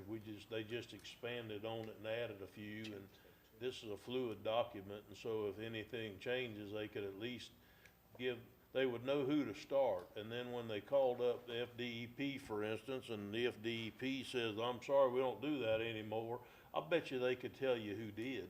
Yeah, if I may, Mr. would Chair, give them the- I'll give you a also, good let me- example. The Department of Health used to manage septage in our 2004 And now ordinance, DEP does. but now it's the DEP. So if you call DOH, they're going to tell you, no, that was transferred over, this is your contact. Yeah. At least you know where to That, start. that makes good sense, is what he's You saying. know what, I don't want to be a deterrent either, where Steve looks at this document and goes, you mean I got to call St. Johns River Water Management, Swanee River Water Management, Army Corps of Engineers, DOH? We would Call say yes. somebody to start. Well, We want them to be safe so they don't take action and then get a step in front of he them. might go, I'm just not doing it, I'm just not going to. Well, I'd like to add to that, because I think as you talk to most lay people, if people that do it for a living have enough problem doing this. So you take the average person, and they go, wow, where do I start? Well, at least I can call somebody. I think most people's problems would be, is they just get frustrated before they get started or get into it, where they could talk to somebody to tell them how they need to get where they want to get to. They just say the heck with it and throw their hands up and don't do the project. So I think we need to have at least some of the agencies in there. Okay. So they can at least have a path to make some phone calls to find out who they need to talk to. Good, we'll keep it in there. Page 7? You have ACOE, and the typical acronym for the Army Corps of Engineers is USACE. Just wanted to throw that out there, USACE, and that's what they use as their acronym, instead of ACOE. And when I first read that, I wasn't sure what it was, and I realized it was Corps of Engineers. And then we referenced Swanee River a lot. Does Swanee River have purview in Putnam County? 'Cause They do. Okay, On the okay. west, yeah. I Okay. had to look because I had that question myself, so Okay. I looked up their district. Okay. They are in Putnam County. Okay, I thought that might be the case, but I've never come across it, but I've never worked that far Actually looked west. because I had the same question. Okay, that's it? All right, And where we at? where are we at now? Page 9? My next one's on 11, but Okay, I want to go to 9 real okay. quick. Jim, I noticed under policy A1.5.1, and we're talking historic designations, districts of the county, we're also talking about historic structures. And then when I compared this to the land development code that I read, one of the commissioner's priorities was talking about monuments and murals. And it appears that those are already protected to some degree in our comp plan and our LDC. And by Florida statute. Okay, good enough. Thank you. Okay, Page 11, page 11, Commissioner. yeah, need to add the 207 corridor that everybody's been talking about all day. Right, I was wondering What I if got written right there. if Yep. there was already a study done why it wasn't on there. So, All right, I want to go a little bit in depth on that one too. I'm sorry, page 11? Yeah, well, you can do it on 10 or 11, but add the 207 corridor on that. I see that these are out by 2027, which it's 6 years down the road from now. Okay, I'm just going to say this. I think the horses left the barn way before we get to this study. And how big of a study do we need? Is it the Chamber of Commerce doing it and looking at it and going, we all know those 3 corridors are growing. They're growing now. So if we wait 6 years to do a study, we're way far behind. The horses left the barn and probably running down the road, way down the road. Recognize that the date is the end date when you hope to have this completed. It wouldn't prevent the county from saying, hey, 207 is an immediate issue. We need to start working on that tomorrow. All right, but the term study, I don't want to make it where the county has to go out and hire all these consultants to study, because we all know what's going on. So when we talk about study, what are we talking about? Some generic look at where the chamber can look at it, the regional planning council can go, yeah, there's where growth is coming from, y'all need to prepare. I can tell you what my vision was or is for that, is recognizing that that's where growth is going to go. Let's take a focused look at whatever area because we'd have to decide what area we're going to include into that study, and look at that and see what infrastructure is going to be needed, what uses we may want, because we may want to look at the future land use in those areas, start amending those, changing those, and what infrastructure is going to be needed to support that development there. That's what, just tell you what my vision was as we develop that. Okay, so for example, let's say that the Regional Planning Council looks at the 3 corridors next year and says, this is where growth is coming from, and we have 1 year to implement that plan, whatever the plan is outside the study. The sentence 2. Talk into the microphone. Sentence 2 really leaves it to the county's discretion as to define what the scope of that study is. That was purposely done because we didn't want to be prescriptive in the comprehensive plan that it has to have such and such elements. So I think whatever suits the county's purposes at the time you decide to do the study, I think this gives you the ultimate latitude to do what you need to do. The 2027 parameter was chosen because that's the next time you're going to do a comprehensive review of your comprehensive plan through the EAR process, or evaluation and appraisal process. So, All right, I'm good. Commissioners, anything else on that item? So no changes? Add 207 corridor. I'd like to discuss another corridor, I'm sorry, Mr. Just in the, yeah. Zach, you had your I light. only did it because you were talking, I didn't want to interrupt you. 21, 26, 100, that like triangle is actually where there's a lot of growth coming in. More so, I think, than even 20. I get the purpose because 20 is becoming a 4-lane, why we would study that corridor. But that's actively happening and has been for the whole time I've lived in the county. Probably a rural center, isn't it, Paul? I think it's getting close, yeah. That's Melrose, and that's, the north. That road turns right and goes to Melrose or goes to Right, Hawthorne. 26 Got to comes from speak into the Gaines- microphone. Yeah, 26 comes from the Gainesville airport, and I've met people sitting there eating dinner that Would have you get me one of these to put that on have my chosen to ear live where I there don't have to because of its order? proximity to the airport, things like that are building new homes out there for that reason. That may be an area we want to study. And right now, Google Maps, if you're going from Citra or anything like that, and you're cutting up into Jacksonville, it takes you up State Road 21 all the way to Middleburg to get on that new highway. And we're going to get more stuff to Frayed North as they finish that highway and go over the bridge across. Well, I certainly river. don't disagree with that whatsoever. I think it would be more adequate to look at it as a possible rural center, or maybe even an overlay in that corner or something along those lines, instead of building it into a study in the actual future land use element of the comprehensive plan. So I think that would be an appropriate rural center. I'm not sure that it's not one already. Mr. Rawls. I think, Brian or Mike, correct me if I'm wrong here, but I think what would help guide us in these studies is if we had a needs assessment done in those areas. That would drive which direction you would want to take your study. And you said that we're not going to address the scope in here, but if you were looking at something like housing, for instance, you would have to do a housing needs assessment before you could actually go out and really have any meaningful conversations with any developers.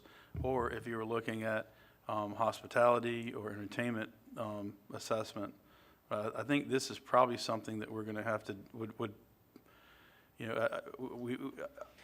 really got to include the 207 corridor, but I think we also have to include this in the economic development element when we get to it, because they both impact each other tremendously. I agree. Okay. Next page. Which one is? I'm on 14. Okay. So I'm sorry, what? Go ahead. Oh, I was, Okay, you got something on 13? I did. Okay, wait a minute. I did on 13, just in there, it's item C, just the development shall allow from a density of 1 dwelling per acre to 24, and it was 12. What was the reasoning there? increased density. Because it's not profitable to build 12 an acre, that's why you don't see any in our county, and 24 is not many. In most Okay. counties, it's 48 to the It is that acre high? or something, where they can build an apartment building. Yep. Right now, they can't in our area because of that, So that's been a restricting factor, okay. Is that enough then? Okay. And I again, don't wanna build skyscrapers, but, I would like to open it up where there could be an affordable, Viable, not low rent, but affordable type housing, medium rent housing, full market housing development somewhere where you could build an apartment in the appropriate urban service area where facilities are there, so. So does 24 get us like a 3-story like complex type thing? I mean, I just can't visualize it. Design, but yeah, you might get 3 stories out of a 24 acre unit, depends on how much parking they would. but how much remember, you parking can, they you would can always need and apply how for a much PUD. space and, that sort of thing, green space and what have you, so. But Yeah, Commissioner Rawls you can is right. apply for a PUD, and then you can have 40 or 50 per acre if it fits, and you can get the PUD approved. When you have certain maximums built in, you can't even get them through a PUD. If your comp plan flat don't allow them, The comp plan sets the maximum density. So you can't even. So we were change- restricted at 24 period. No, we Okay. restricted much less than that. 24 is we're moving to Per 24. acre, yeah, I'm saying, Okay. That's what I'm Which- saying. PUDs don't Sorry. preempt the comp plan, so that's, the next discussion we're gonna have is about that exact yeah, subject. we gotta, Densities, maximum impervious surface densities, yeah, so, next on Well, wait a minute, 14. Commissioner- And what particular zoning would this come in, if that's a fair question? Well, that would have to be R3. right now, if this was in place and you get up to 24 units per acre, you could do it under the county's R4 or a PUD would be the 2 zoning districts Okay. you could do. All right. So on page 14, I was confused by the math, I guess. It says for non-residential use, a maximum floor to area is 1 to 1. Go ahead and say what line you're on, please. I'm sorry, H. H, okay. And Yeah, I the was- maximum impervious surface and then it says, they struck out for non-residential is 85%. But when you say floor to area, is that's floor surface to area of land? Yeah. So that, if I can go 1 to 1, 1 divided by 1 is 100. But then you're saying you can't go over 85%, and it 1 just, to 1 is 50%. One's the floor area ratio and one is the impervious surface. So if but you what I'm go saying up, is, if I can have a 100,000 square foot piece of property, and I can put 100,000 square feet of floor space, but I have to maintain 85%, or I can't go you above still 85% for couldn't- impervious? On commercial. Yeah. That's correct. I can- 85% maximum impervious surface lot coverage. But wouldn't that be 0.85 to 1 versus 1 to 1? Multiple stories, yeah, you could do multiple stories to get the FAR up. Okay, right. okay, maybe want to clarify that then, because when I saw that, I went, that doesn't make sense. Then for residential, it's 0.7 to 1, which is 70% of the surface area. Now, does that include multi-story? Yes, sir. All Florida area ratios throughout the state, frankly, throughout the country, well, some do it a little bit differently, is total number of, total floor area. So if you've got 10 stories at 100 square feet per story, that's your floor area. That almost doesn't make sense, I guess, because let's say I had a 15,000 square foot piece of property, roughly a quarter of an acre, or a third of an acre. And I put up I could put a 70% of that spread out on flat, but if I cut that in half and did it on 2 stories, I can't go any bigger. I'm not creating any more impervious conditions by going up higher. I got the same roof size. And actually, if I'm going up higher, I'm decreasing the impervious at that point. But you're saying it restricts me. That just doesn't really make sense to me. I think I understand what you're saying, Commissioner. Well, if, Go ahead, Mr. Turner, help him. okay. I think we've got, before we can determine what you're asking, we've got to have a basic discussion on what we believe in maximum impervious surfaces. The maximum impervious surface is only limited by the comp plan. It is actually presented in the land development code. So for instance, right now, if you have a piece of property that you want to put a 50% coverage on, you can't do it even through variance. So there may be times that is completely appropriate in the county that you could cover half your property with driveways, impervious surfaces, homes, whatever the case may be.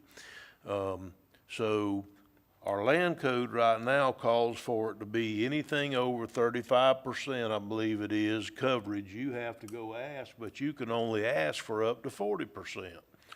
Well, I'm here today to tell you that I believe there's times when a higher maximum impervious surface would be appropriate, and that we need to trust our planning commission our ZBOA to determine when them times are. So instead of a 50% here of maximum impervious surface, I say we go to 70. That doesn't mean you get to do 70, because that's actually 35% in the land development code, but then you can go ask for up to 70. There's times when down in River Park, or River, whatever it is down there by Willaca, and the Dunn's Creek area, a lot of these areas that only have quarter-acre lots, Right. that means by the time they put the little small home on there, they can't even have a driveway. They got to drive on their grass. And if it gets too packed by this ordinance, the way it's written, which we're gonna get to later in here, is because it says packed sand counts as impervious surface.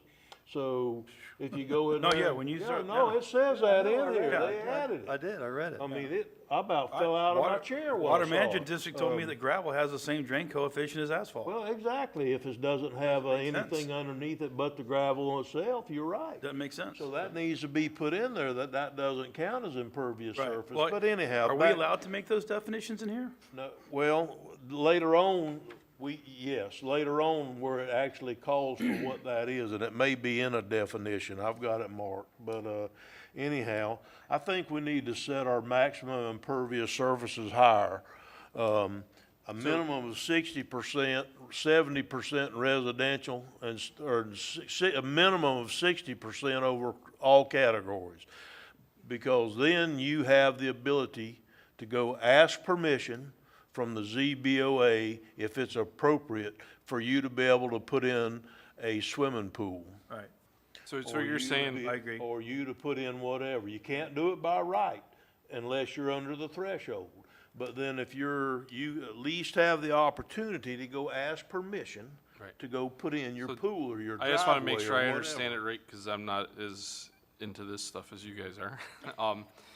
to keep it very simple. So what you're basically saying, wow, that was loud, is if we up the 50% to 70%, our land use could still say 50%, and then they can go to the ZBOA to do 70%, Well, based on it being 70% right now here. it says 35.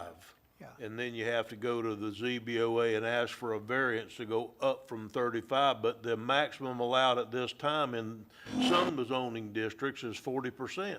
So if you've got 41% lot coverage, you can't even ask for permission. So under H, we want to change the 50% to 70, is what you're saying? Correct. Why not? Then, under H on the bottom, Yeah, G on the next page, 60%, because that's urban reserve. I'm sorry, So before we move on that page, that's H. We're going to change that for residential use. Urban service, change it to 70%. Gotcha. Yeah. And in urban reserve, which is on the next page, change it to 60%, if not 70. 70's fine with me. I got no problem with 70. 70 on there too. my question is. Okay, is whoa, in- go ahead, Paul. My question is though, even though it's 70 here, our land use will make it lower, then they'll go to the ZBOA if they want it to go. That's get to this. correct. They'll go to They can't go any higher ZBOA, than 7. but that's the maximum they can go ask for. Gotcha. Mr. Pickens. Why were the different densities in the different zonings? Why? No, Well, you like want you the have- politically correct answer, or do you want the?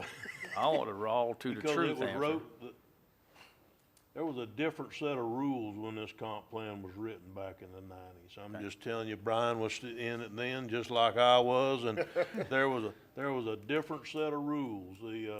You had DCA, who had people up there that were environmentalists by nature, and they didn't think you should build on anything or cover anything, and every time you cut down a tree, you should plant 4, and it was just a different set of rules and a different environment than it is today.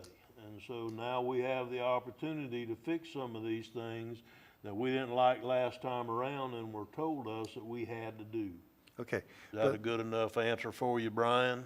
Well, Oh, here Yes, comes the politically, no, here comes the politically correct. Say no, But I have a question, Commissioner Turner. He's gonna massage it a little bit. No, I'm not gonna, Commissioner Turner, you mentioned that, like in River Bend, somebody might have 100% or more than that of their property. No, they can't. Right now, No, but yeah. should we make that, I mean, if they go to the ZBOA, could they go up higher? Because we're gonna cap them at 70%. Correct. So why Right. not just say 80 to 85, and then they have the ability to go to ZBOA looking for more? You need some drainage in these areas. If Yeah. you don't, you're gonna come up with a water problem. So if you stay around 70% like Commissioner Rawls came up with, that's enough open space to kind of give you some area for your stuff to drain some in between your driveways. And it's not by right, it's by permission. So they have to go to ZBOA after that 35%, or we may raise it to 40 when we go through the land code. I wouldn't recommend it any higher than that, without going and asking permission from ZBOA. But guys, we got to trust our ZBOA. If we don't, we just may as well, everybody just take their book, get up, and walk out the door. All right, I have You've got one. to trust them. I have one more question. We'll keep it at 70. But going back to Commissioner Rawls's question about the 5-story building, okay? And we're gonna count every floor area into that. Why I don't wouldn't? think they do that. Well, yeah, that's what they said. That's what We're they gonna- said. We're gonna do that. Got to count every floor area even on top Floor- of one there's another? We're Yes. talking two different things, the floor area ratio and the impervious surface. But, So there's Okay. two things, two separate measurements that we're but my discussing. point is, and I think Commissioner Rawls was trying to get this out, your base floor maybe you should count, but the other floors on top, really, you're kind of doing, you're seeing schools now go from spread out to coming back in and reducing their footprint on a piece of land. Wouldn't that incentivize somebody to go up and just count the base floor? And that's my question. And why would it matter? Okay. part of the concept of floor to area ratio is regulating the bulk of the structure. So by limiting it to a certain percentage, you then, and you're otherwise restricted, and I don't know your land development code very well, but I assume that there's height restrictions. Yes. Yeah. Right, that's going to So- restrict you. So, you know, those things work in tandem. I will tell you that how you define floor to area ratio, how it's defined here and how it's used here is consistent with the literally hundreds of comprehensive plans and land development codes that I've looked at. It's perfectly consistent. But it's open to interpretation, and we just heard that from you. And also, we heard that Mike is agreeing that the fact that you go up, it goes against you. It goes against the land to a certain extent. Mike, Not help me really understand. against you. It doesn't go against you.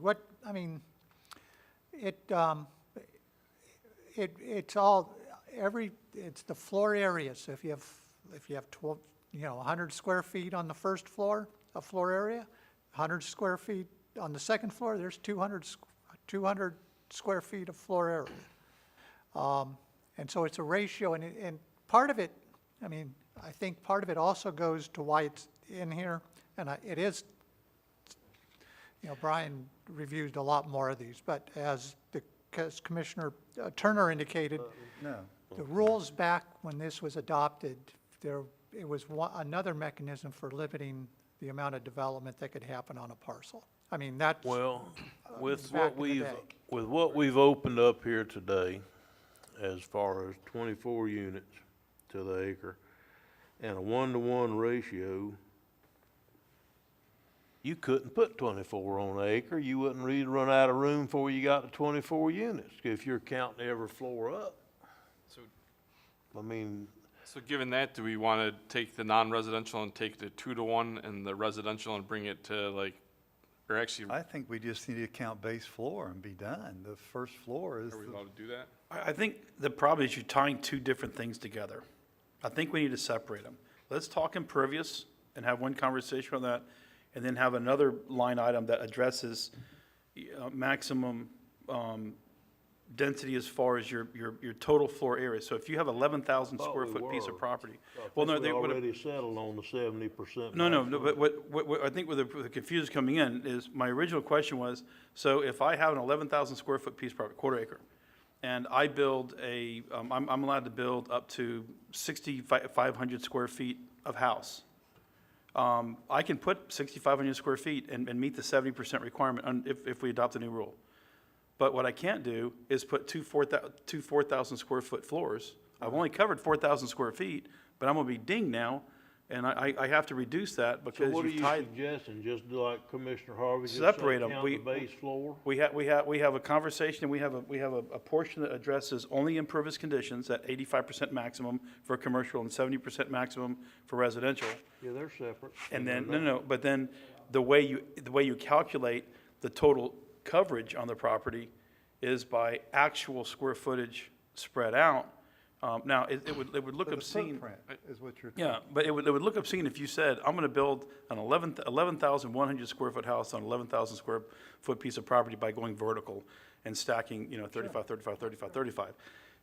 That would look at a scale and be very disproportionate to the size of the property. But in some circumstances, like Commissioner Turner pointed out, you have these very small lots, and a person might want to do that. And I've seen lot sizes of 0.18 of an acre, and they're developable. They're platted, they're eligible for development. So if you put 2 stories, all of a sudden, you can't do that, and it's not fair to the homeowner. I don't have the problem with them both being the same sentence. I just think we need to determine what that number is. Well, I think you call it a maximum base floor. I think Okay. you say base floor and you solve your whole problem. Are we allowed to do that? I don't know of any statute that requires you to define floor to area ratio in any particular fashion, but I've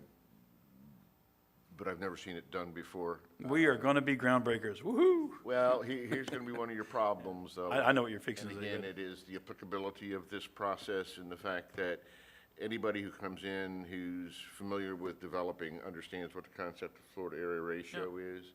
And all of a sudden, if you're only counting the base floor as a matter in your definitions, they think that's all they can do. That they cannot go vertical at all. So, I mean, I. Well, we could define that, because of the base floor. We could define that, but only the base could. floor elevation counts. Any subsequent floors are not used in the ratio or something. And we already define how high you can go, so it ain't like they could come in there and go up to 40 stories on a small thing. We don't allow that. We got a 35, I think it's 35 feet, isn't it, Mike, is the maximum height of any building in Putnam County? That's the eve height, correct? That's in the land development code. So if we say vertical buildings only, we're gonna count the base floor for the impervious, then we solve the problem. Brian, I drove down A1A yesterday. Yes, sir. On the way back from Daytona. Trust me, these people are putting 4 stories on a lot that's no Yeah. bigger than half of this room right here. Go to I don't know Volcano how Beach. they're doing it. Yeah. If they had to, and if it's open for interpretation, which it would be, if you have somebody here going, I'm not into those buildings, I don't like that, you can't do it because you don't have enough, then that's what's gonna happen. Let's solve it right now. Call it what it is, vertical building, count the base floor, and we're done. Yeah. Little help? I think it's easier if you just adjust that number up personally. I just make that number a high enough number where they come to the ZBOA to determine if they want to get that high. They shouldn't have to come if they're building a 2-story building, they shouldn't have to come. That's why if we make that number like 3 to 1 and 4 to 1 or something, it But establishes then that. you could have sprawl all over the property that you didn't intend to have. We're just talking vertical building right now. So we're having two different conversations again. Yeah, One is we are. We're impervious having and one is floor surface. I think we're done with the impervious, so I'm only talking about floor surface. Right. I just want to say, Yeah. the vertical building, count the base floor. We've, in the time that I've worked for Putnam County, Never happened. no one ever had an issue with the floor area ratio. All the issue was with lot coverage, the impervious surface, and primarily 90% of them were in Sportsman's Harbor. And so that's really where I believe the issue lies. The floor area ratio, we're really dancing around it. You might as well just take out the floor area ratio. I mean, I'll we've tell you the never run example into I'm that. thinking of. I and built a rather house than- down off of Sportsman's Harbor. It's right next to Senator King's old house. Yeah. It was built 10 feet off the ground, and the owner asked us to pour concrete underneath so we could park under it. The building official said this is a 2-story building. We said, no, it's a building that's built on piers, but it's not a 2-story building. So by his definition, if he applied this, we could not have built that building because he had a 5-foot side setback and the front was very minimal. And you would have said, well, you've exceeded your maximum by putting that 3,200 square foot building on there, and it was not. It was actually 1,800 per floor if you counted that, but the first floor wasn't a floor. So I think that's the problem you run into in development with these small lots like that. Yeah. But it all comes down, again, this is just my experience and the whole time was in Putnam County, was related to impervious surface. And so if you put a paved parking area underneath the house, that doesn't add to the impervious surface. Correct. That's why I wrote here, this is confusing to me. So I think we should separate the two. Well, okay, Commissioner, you're basically saying separate them in the policy too. I mean, Yeah, if we're having a you said separate discussion. 85%, or we've said it's up to 70% impervious residential. Right. And we're having a 5,000 square foot total conversation, 2,500 under, parking under, and 25 over.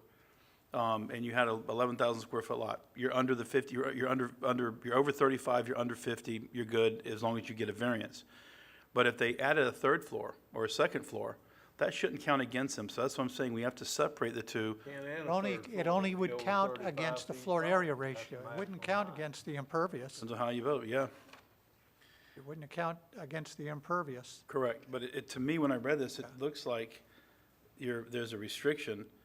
Well, and The two are tied together. Mr. Chairman, we we're need- getting bogged down on things that just don't really flippin' matter. well, I think I would- it does. Here for 3 days discussing things that don't really matter. We do because- need a definition on vertical with base floor, I think that, and if we're looking at a parking garage, that's gonna happen the same thing, so So let's, before we move on, Mr. Chair, I am in I'm on page, let me see where I'm at. Page 14. I am on page 14, and I'm making a change. I just want to be specific, or for you to be specific to me of what we're going to be doing. 50% goes to 70%. I did already. Okay. Yeah. And that that's it? also happened on page 15. I've got that already. And then some definition of base floor for vertical, that's all. All right, we're going to take a 3-minute break. I was hoping we could do it.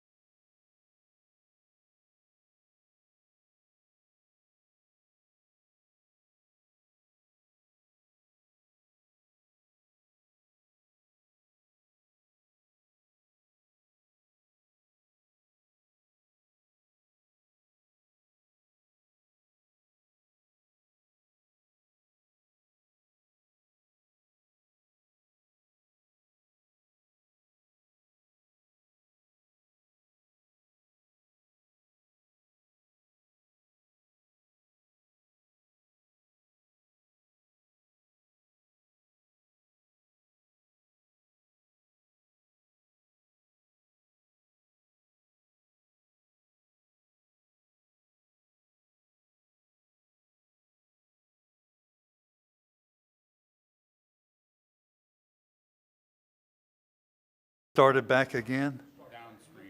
I think we ended the conversation. Jim, I think you got your walking orders on that one. Let's move on.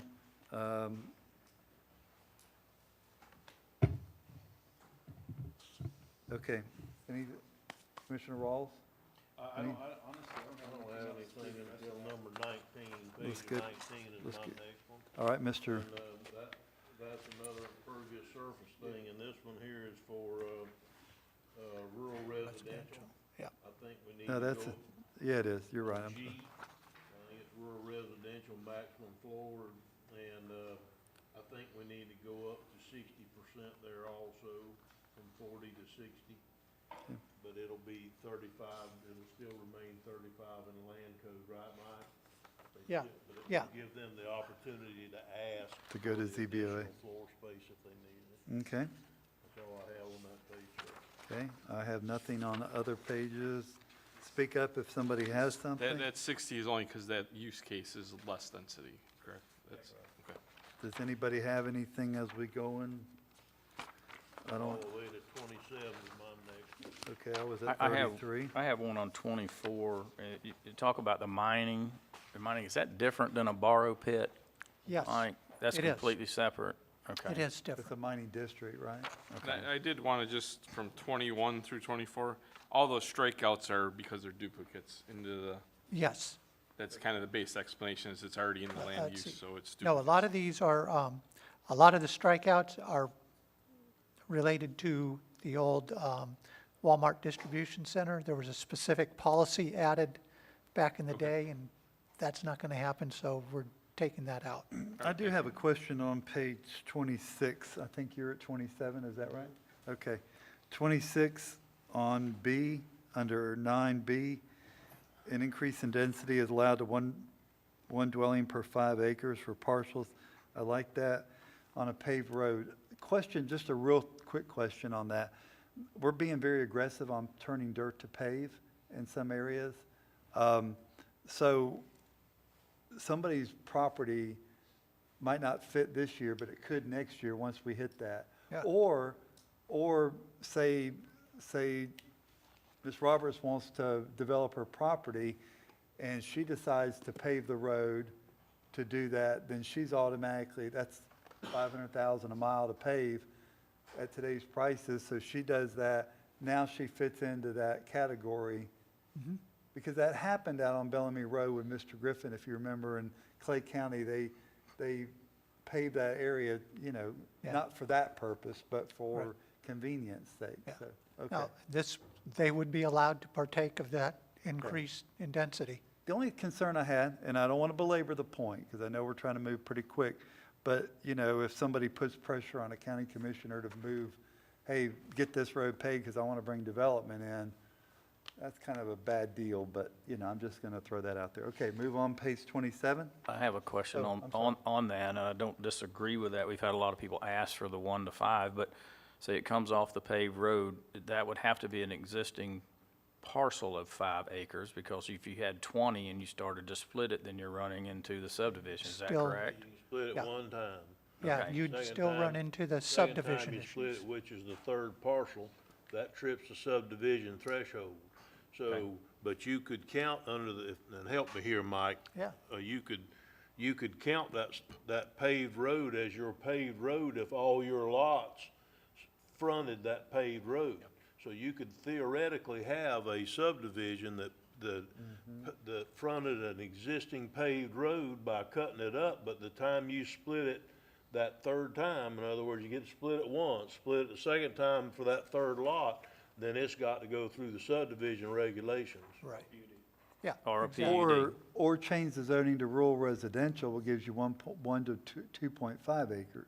Well, You could do something in that Yeah, there's two, we're talking two, again, Yeah, I know, two I know, separate I know. things. Two separate One is the things. density and the future land use. Right. Which is how many you can do. Right.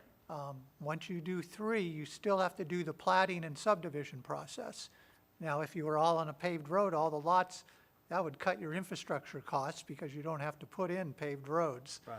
You're just gonna have to deal with whatever your water and sewer requirements are, and, you know, if you 1 acre lots, you're well and septic, and so. I wish they were still You can do a here. subdivision fairly cheaply, you still, but you have to go through the plating process and the subdivision approval through the board. Right. I mean, it's Okay, just, that's what I want to make sure, that you still had to go through that process. It didn't give you the ability to start cutting out 5 acres and go, all right, here we go, I'm selling, Yeah. you know, 5 Unless it's lots here. family subdivision, then you could Well, the family accomplish- subdivision is different than the third item Yeah. we've been talking about, but it just allows the Still all families. laid out in the land code Yeah. versus what Yeah. we're doing today. Mr. Rawls, you had a question? if you had a piece of agricultural land and you wanted to rezone it to residential, is that not a way to, like, say you know, that you and I once upon a time talked about some property that was zoned R1HA, and you could have 1 house per half acre. So if somebody came in that had 10 acres and said, I want to, it was agriculture, and they said, I want to rezone this to R1HA, does that require a subdivision or If you're gonna do more than, if you're gonna cut it into more than 3 lots, yes. even if it gets rezoned? Not, the rezoning in and I of got you, itself okay. does not trigger that. So you have to get the zoning done first, and then you do the lot split second, okay. Then you do your subdivision. I got it. Okay. Mr. Turner, 27?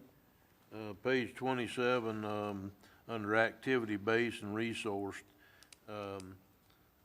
they had 5% in there that you could only use your land up to 5% before you needed to do a comprehensive plan amendment. I'd like to go up to 10% that you could, of your land that you could use for activity-based resource recreational uses instead of 5%. I think that's doable. And then in the rural recreational uses, which are F under that page, is the same thing, 5%. And if you look at just before the second to the last line, it says amendment. There's a 4 instead of an A on amendment. Typo. Amendment. Yeah. Sorry. It's a new word. No, that's like, I guess, fermenting something, I don't know. So That was anyhow, that was a yeah, test to see if just someone a was gonna catch typo, that. Jim. I got it, That's sir. 4 to an A. Good catch. But if we could raise both of them from 5 to 10% before it tripped that threshold, that's all I have on those 2 Is pages. that, now, item G, we're not dealing with impervious surfaces there either? No, we're good? Okay. All right, who's got next page? Anybody? The difference is this is agricultural. Right. If you're in agricultural, your impervious surfaces probably does need to be less. But I still probably do need to raise it up to about 50% instead of 35, where we did 70 in the other was. Make it automatic 50. Yeah, make it, well, not automatic, it would be 50, but it would be 35 in the land code, and you could get a variance to up to 50 if that fit. Okay. On 30, I guess the residential low density, that was the one that you were striking the whole thing out? Because No, there- that was still 35, but it can be up to No, 70. no. No, on no, page on 30. page 30, that was the one because there's been no activity in that particular group, is that what you said at the beginning, Yes. Mike? Yes, that was that residential low density, which was on the books for a number of years, and no one ever, there wasn't 1 acre that was designated that.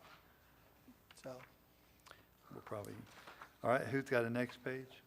Pass. 30 is my next one. That's where we were just at, We okay. finished 27, so, I think that on B, up at the top of the page, that it says needs to be a dwelling unit per 30 acres needs to be discussed, and, or maybe, or parcel. Because if you've got 20 acres right now in even though we're dropping the density, if you're on a paved road down to a 1 to 5, that's making us stay up in the conservation area, that's making us stay up to 30 acres. So you may own a parcel that's in, the portion of it or all of it is in the conservation area. You know, I don't know that no, 30 Commissioner, acres or. there is no privately held conservation land in the county. All our, A ranch is, isn't it? all conservation land in Putnam County is in public ownership. That was a Really? policy Including the back in, conservation area by Hogwater? oh, I think it was Including the 97. conservation area that's out there on East End? I mean, there's some, There's an overlay. Again, it's been longstanding commission policy. You're gonna have to talk in the market. Longstanding commission policy, and I remember this from years ago, that if it's going to be colored conservation on the map, it has to be in public ownership. We recognize okay, so that you're there are saying other. they're there, but they're not recognized by the county's map as conservation? Correct, they retain their underlying land use. Okay, then that doesn't need to be changed, Mr. Chairman. Okay. Next page, anybody shout out? So my next one's not to page 35. I'm good. Okay, I got some, there you go, 35. But hang for that, okay, I had Oh, E. I do have one on 34. May I? Yes, sir. Okay. Sorry, go ahead. Page 34, item B, the family subdivision. Is there any way we could make significant other on that? Because in some people are adopted into families without being physically adopted, but they're still part of the family. I know I was taken in when I was a young man. This is not family subdivision, this policy. It's for residential density. It allows you to disregard the density if you're splitting your parcel for a family member. And there's a wide definition of that. It includes grandparents, grandkids, siblings. But there are people who have significant others, and, Yeah. and how do we address that? If I wanted to give you a lot, I'd just say you was my significant other and you could have a lot. Exactly. I think you're opening a can of worms That's there. got to, yeah, I think you're opening a can of worms, you got to be real careful. We define that in the land development code. And we don't define it and never have in the comp plan. Okay. That's, I know that there's, well, okay. I know what you're saying, but I think you go down that road and everybody and their brother becomes a Well, I would significant think other. people would be responsible and say, I know. Give them a but- chance. But, wouldn't it be nice if, I mean, they have the option to become married, so. I'm not talking about just marriage, I'm talking about if you were He's saying thinking. if you had a kid come I hanging ain't at your married, house I like ain't you do. marrying the chairman just to give him a You lot. didn't adopt the child, Yeah. but that you raised them and you felt they call you mom or dad or something, and adopted child is, I don't know, I just think an it's. adopted child is allowed. I'm not talking, know. because there's some people that don't get, I didn't get adopted, I just moved in with a family when I was younger, and they took care of me and they helped me, and if they want to give me a piece of land under Yeah. family, I couldn't get it. Unfortunately, I think there needs to be a line. I get it. I don't like it, I get it. All right, Commissioner Turner, you're on 35. Isn't E. Merrifield, isn't it dead? The center of Merrifield, isn't that the one that was gonna be put out there on Cracker Swamp Road that they took everything and quit and it's over? Or Yeah, am I well, a miss- number of these, That was Riverbend Mariposa, also. wasn't They're it? opposed, okay. Mariposa. Yes, I mean, you're Where was the correct in that town center of description. Merrifield? But that is up, further north, what's Is it active? no. I mean, a number of these, Riverbend is not. Don't we active. need to go, Okay, yeah, I'm glad you mentioned Riverbend because I saw that in here. don't we need to go through that and like the ones that ain't active? I know we got to do it through ordinance change because they were put in there by ordinance. Yeah. But don't we need to make that part of this process is to initiate an ordinance change to take dead subdivisions that are not, or dead projects that are completely not going on out by ordinance? I would, Mind if I if I back was your up on staff, I would suggest Sir? you do that, Mind if I yes. back up to the prior one? Yeah, no, not at all. I'm gonna back up because just E, I apologize, I had it marked here and I didn't look at it because everything under it's lined out and that's in red as well. So I just want to understand a parcel so created cannot be further subdivided utilizing this exception. So let's say someone like the gentleman back there had 100 acres and they split off to their family members, 20 acres, well then they had children. So does that mean that it couldn't happen again with their kids? That's So- correct, because then they'd have to trip the subdivision ordinance, and it's got to be that way, or next thing you know, their kid, their grandkid, their uncle or aunt, everybody will be living in a 50-unit subdivision. There and nobody's gone through drainage, nobody's gone through anything. So, I mean, you got to have that line there. I mean, if you understand what I'm trying to say. Yeah, I'm just thinking for bigger properties. Well, the way to address it would be to allow more than one dwelling on the parcel at that point for family members, or right now we're restricted That's a to land development code Right. issue, because I'm absolutely for that, and when we get to there, I wanna Yeah. fix that point that if you live on a piece of property and you wanna build a second home on that property for yourself, and you wanna let your children live in the original home, you got to split an acre off. That's crazy. Or if you wanna keep it in, let's say, well, I'll give you a good example, Keith Valentine. Keith Valentine had a place out there, he was living on it. He's got his business there, it's all licensed and everything now, and everything's good. He had a mobile home on there, and he wanted to use the mobile home once he built his new home for the office on his venture, on his, the legal venture. He had to cut a lot off to build him a new house on his own place, cause he was gonna keep the mobile home for an office as part of his venture. That's screwed up. Yeah. Part of that, though, was also the mortgage company that he had. Yeah. Required some I of it. understand, but we required it also, Mike, and I think we need to fix that, and I'm not saying we just open it up willy-nilly, but there needs to be something in there that you could build your own house on your own property without cutting off a lot. Okay. Now, the bank may require it, like you said, and we can't do anything about that. All right, we're good on, So are we, That? well, how do we get there? I'm the last person sitting up here that wants to like generate more and more and more work for the people around here to do. But sometime in the not too distant future, maybe as part of the land development regulation code, I think we need to go through every one of these specific land use standards that we've done for by ordinance that the commissions have done over the years. And if they're not valid, not in use, haven't ever been used, aren't moving anywhere, we need to take them back out, because I think there's gonna have to be done by ordinance to remove Right, them. yeah. And you have a process in your present land development regulations on how to do that. Are we talking about item 5 on page 35? 5A. Okay, Yeah, yeah. most of them Talking about- aren't even valid anymore. Talking about all of them. Yeah. I Okay. had that Some marked also. Yeah. Well, I'm not familiar with a lot of these, but when I saw Riverbend, and I've had conversation with you, Mike, about that, where the part of it was already purchased by an individual, the part that's on the river, does that not make the PUD automatically void, or can you chop a PUD up like that? That one, because I started to do some work on it a few years ago when I had a little time, to start the process to bring it forward to the board. Okay. To abandon that PUD, and it needs to be done.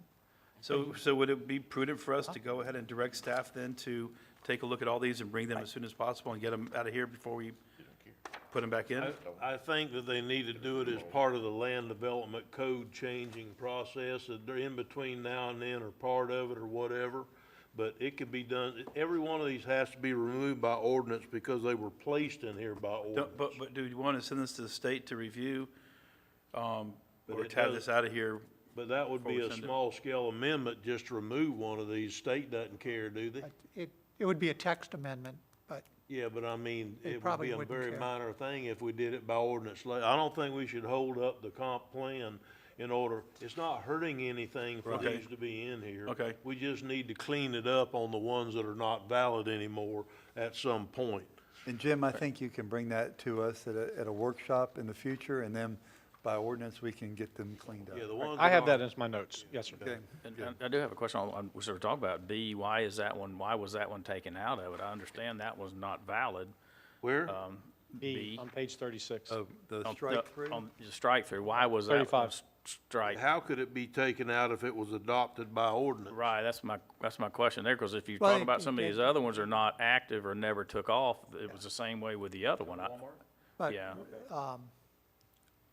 well, I mean, Walmart never went through a rezoning. Well, that's why I'm asking some of these, haven't This ever would- gone you through a know, lot some of it The others either. actually were rezonings, like Riverbend was an actual PUD adopted for that. So what you're saying is Walmart had a stipulated agreement that they never fulfilled, And that which was. voided the ordinance. That's what this. Right, This okay. was. I mean, you could, Mr. Chair? You're going to have to come to the You microphone, have to Mr. go on the Froelich. microphone, Joey. Sorry, we're recording this meeting, so now you're gonna be a movie star. And Joey, while you're coming up, I did notice that they misspelled Froelich in there. I so- know, but that's okay. Joey Froelich, 206 Magnolia, Crescent City, Florida. When Walmart, when I owned that property with my brother, when we sold it to them, it was never changed from ag to commercial. It was when they started building the building, that's when they would do that. That land has always been ag. It's never been anything else. Okay. Now the Revels own it, and it is still ag. But it did transfer from ag to commercial on the property taxes after 4 years. That was Walmart's decision, and they thought they were gonna start building, and they didn't do anything at the time because of the recession back in 2008 through 2010 there. So that's why it was struck, because it really never changed. That Well, they had a zoning. stipulated agreement they didn't Yeah. fulfill. No, they so that didn't fulfill any of it. That voided the ordinance. Yeah. That was, Okay. But it was always ag the whole time. all right, good. Mr. Chairman, I don't have anything else till, it's on page 50. Anybody else got up to page 50? I just, Go I ahead, had Mr. Ross. I had a question on the point system. Page what? We struck the point system out. Huh? You're talking about the point score, the residential? Yeah. Okay, what page?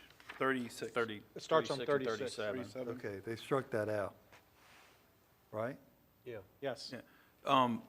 What will that be replaced with? Higher densities. In the land development code. well, So it is- also recognize, Commissioner, that we've increased the densities. Right. And not a lot of the land use categories specific, and a lot of them that dealt where you could increase the density. So that's really where it was. There's it's no been- use to this whatsoever then? Yeah, Okay. It'd been replaced by the increased densities suggested in those land categories. Okay. Okay, My next one's on 50, if anybody. I got a doesn't real have it. quick one on 43. Okay.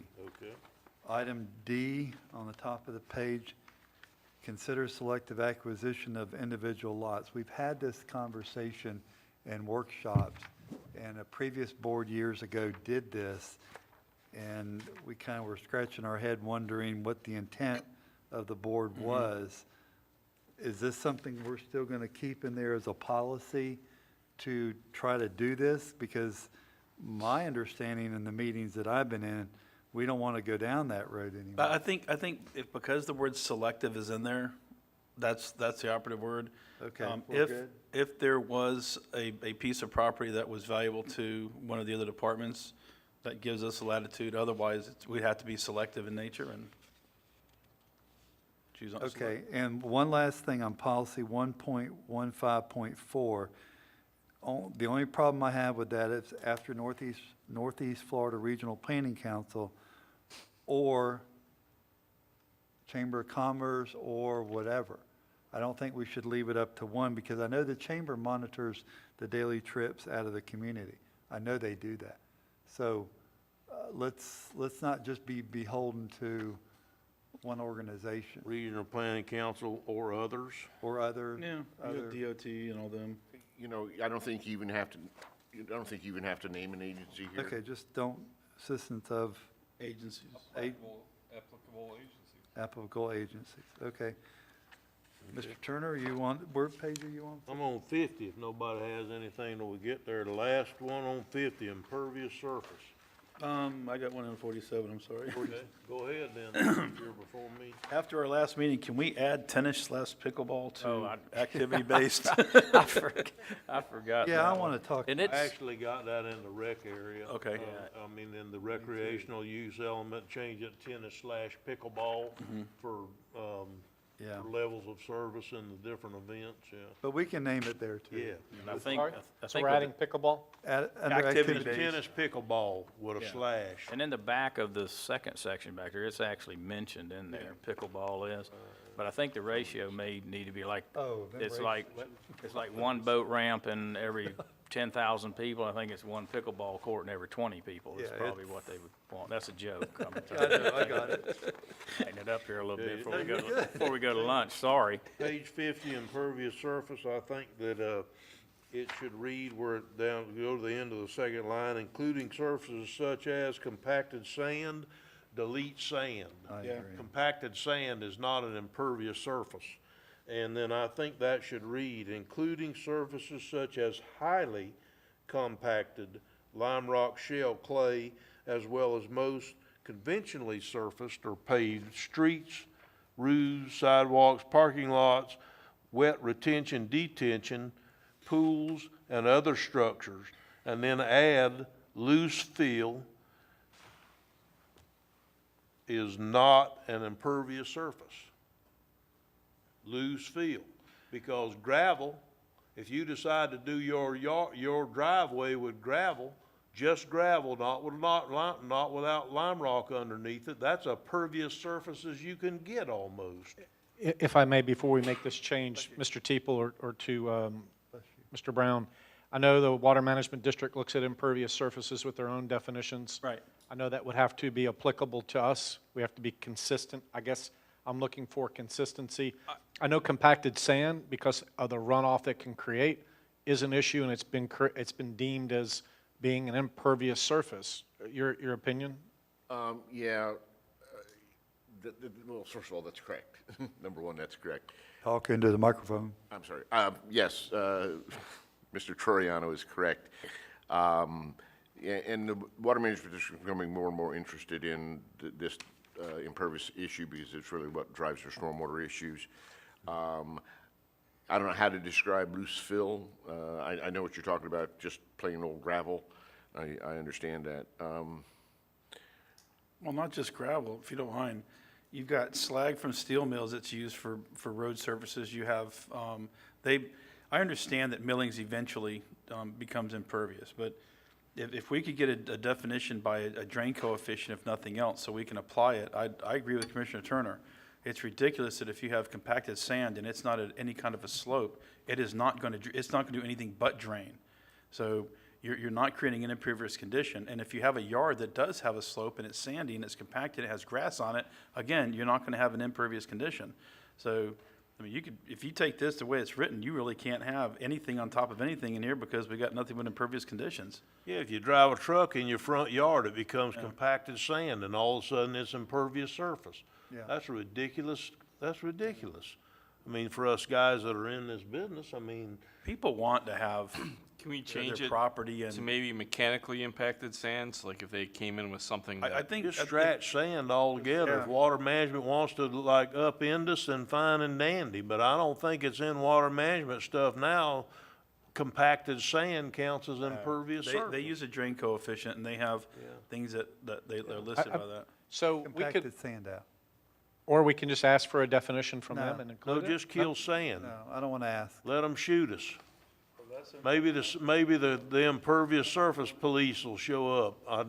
I used to make that crack about the sign police, and they did show up. what about what Mr. Rawls was just saying, though, if we do it by drain coefficient, we get rid of all materials, then that allows you to have the slag, or allows you to have the gravel, or like you're saying, the mound of what you're saying. So maybe if we change the wording altogether, just to be based on. Yeah, if you said clay has a negative drain coefficient and it's not pervious, I would respectfully disagree because there's certain types of clays that are sandy. So if you start identifying all these different things, we're gonna be here for weeks trying to lay them out. Define the drain coefficient and. So we're just striking the word sand, not compacted. Well, wait a minute. I think we might be striking all of it and doing something. I just think. Well, you kinda got That to gives have you some some of it in flexibility there. with gravel and stuff, though. Yeah, but, yeah. Kind of kills two birds. Maybe that's what we need to add to the end of it, is the drain coefficient of it at the end. Because I also don't think that wet retention and detention ponds need to be counted as impervious surface, because that's what it's there for, is to drain. Are you kidding me?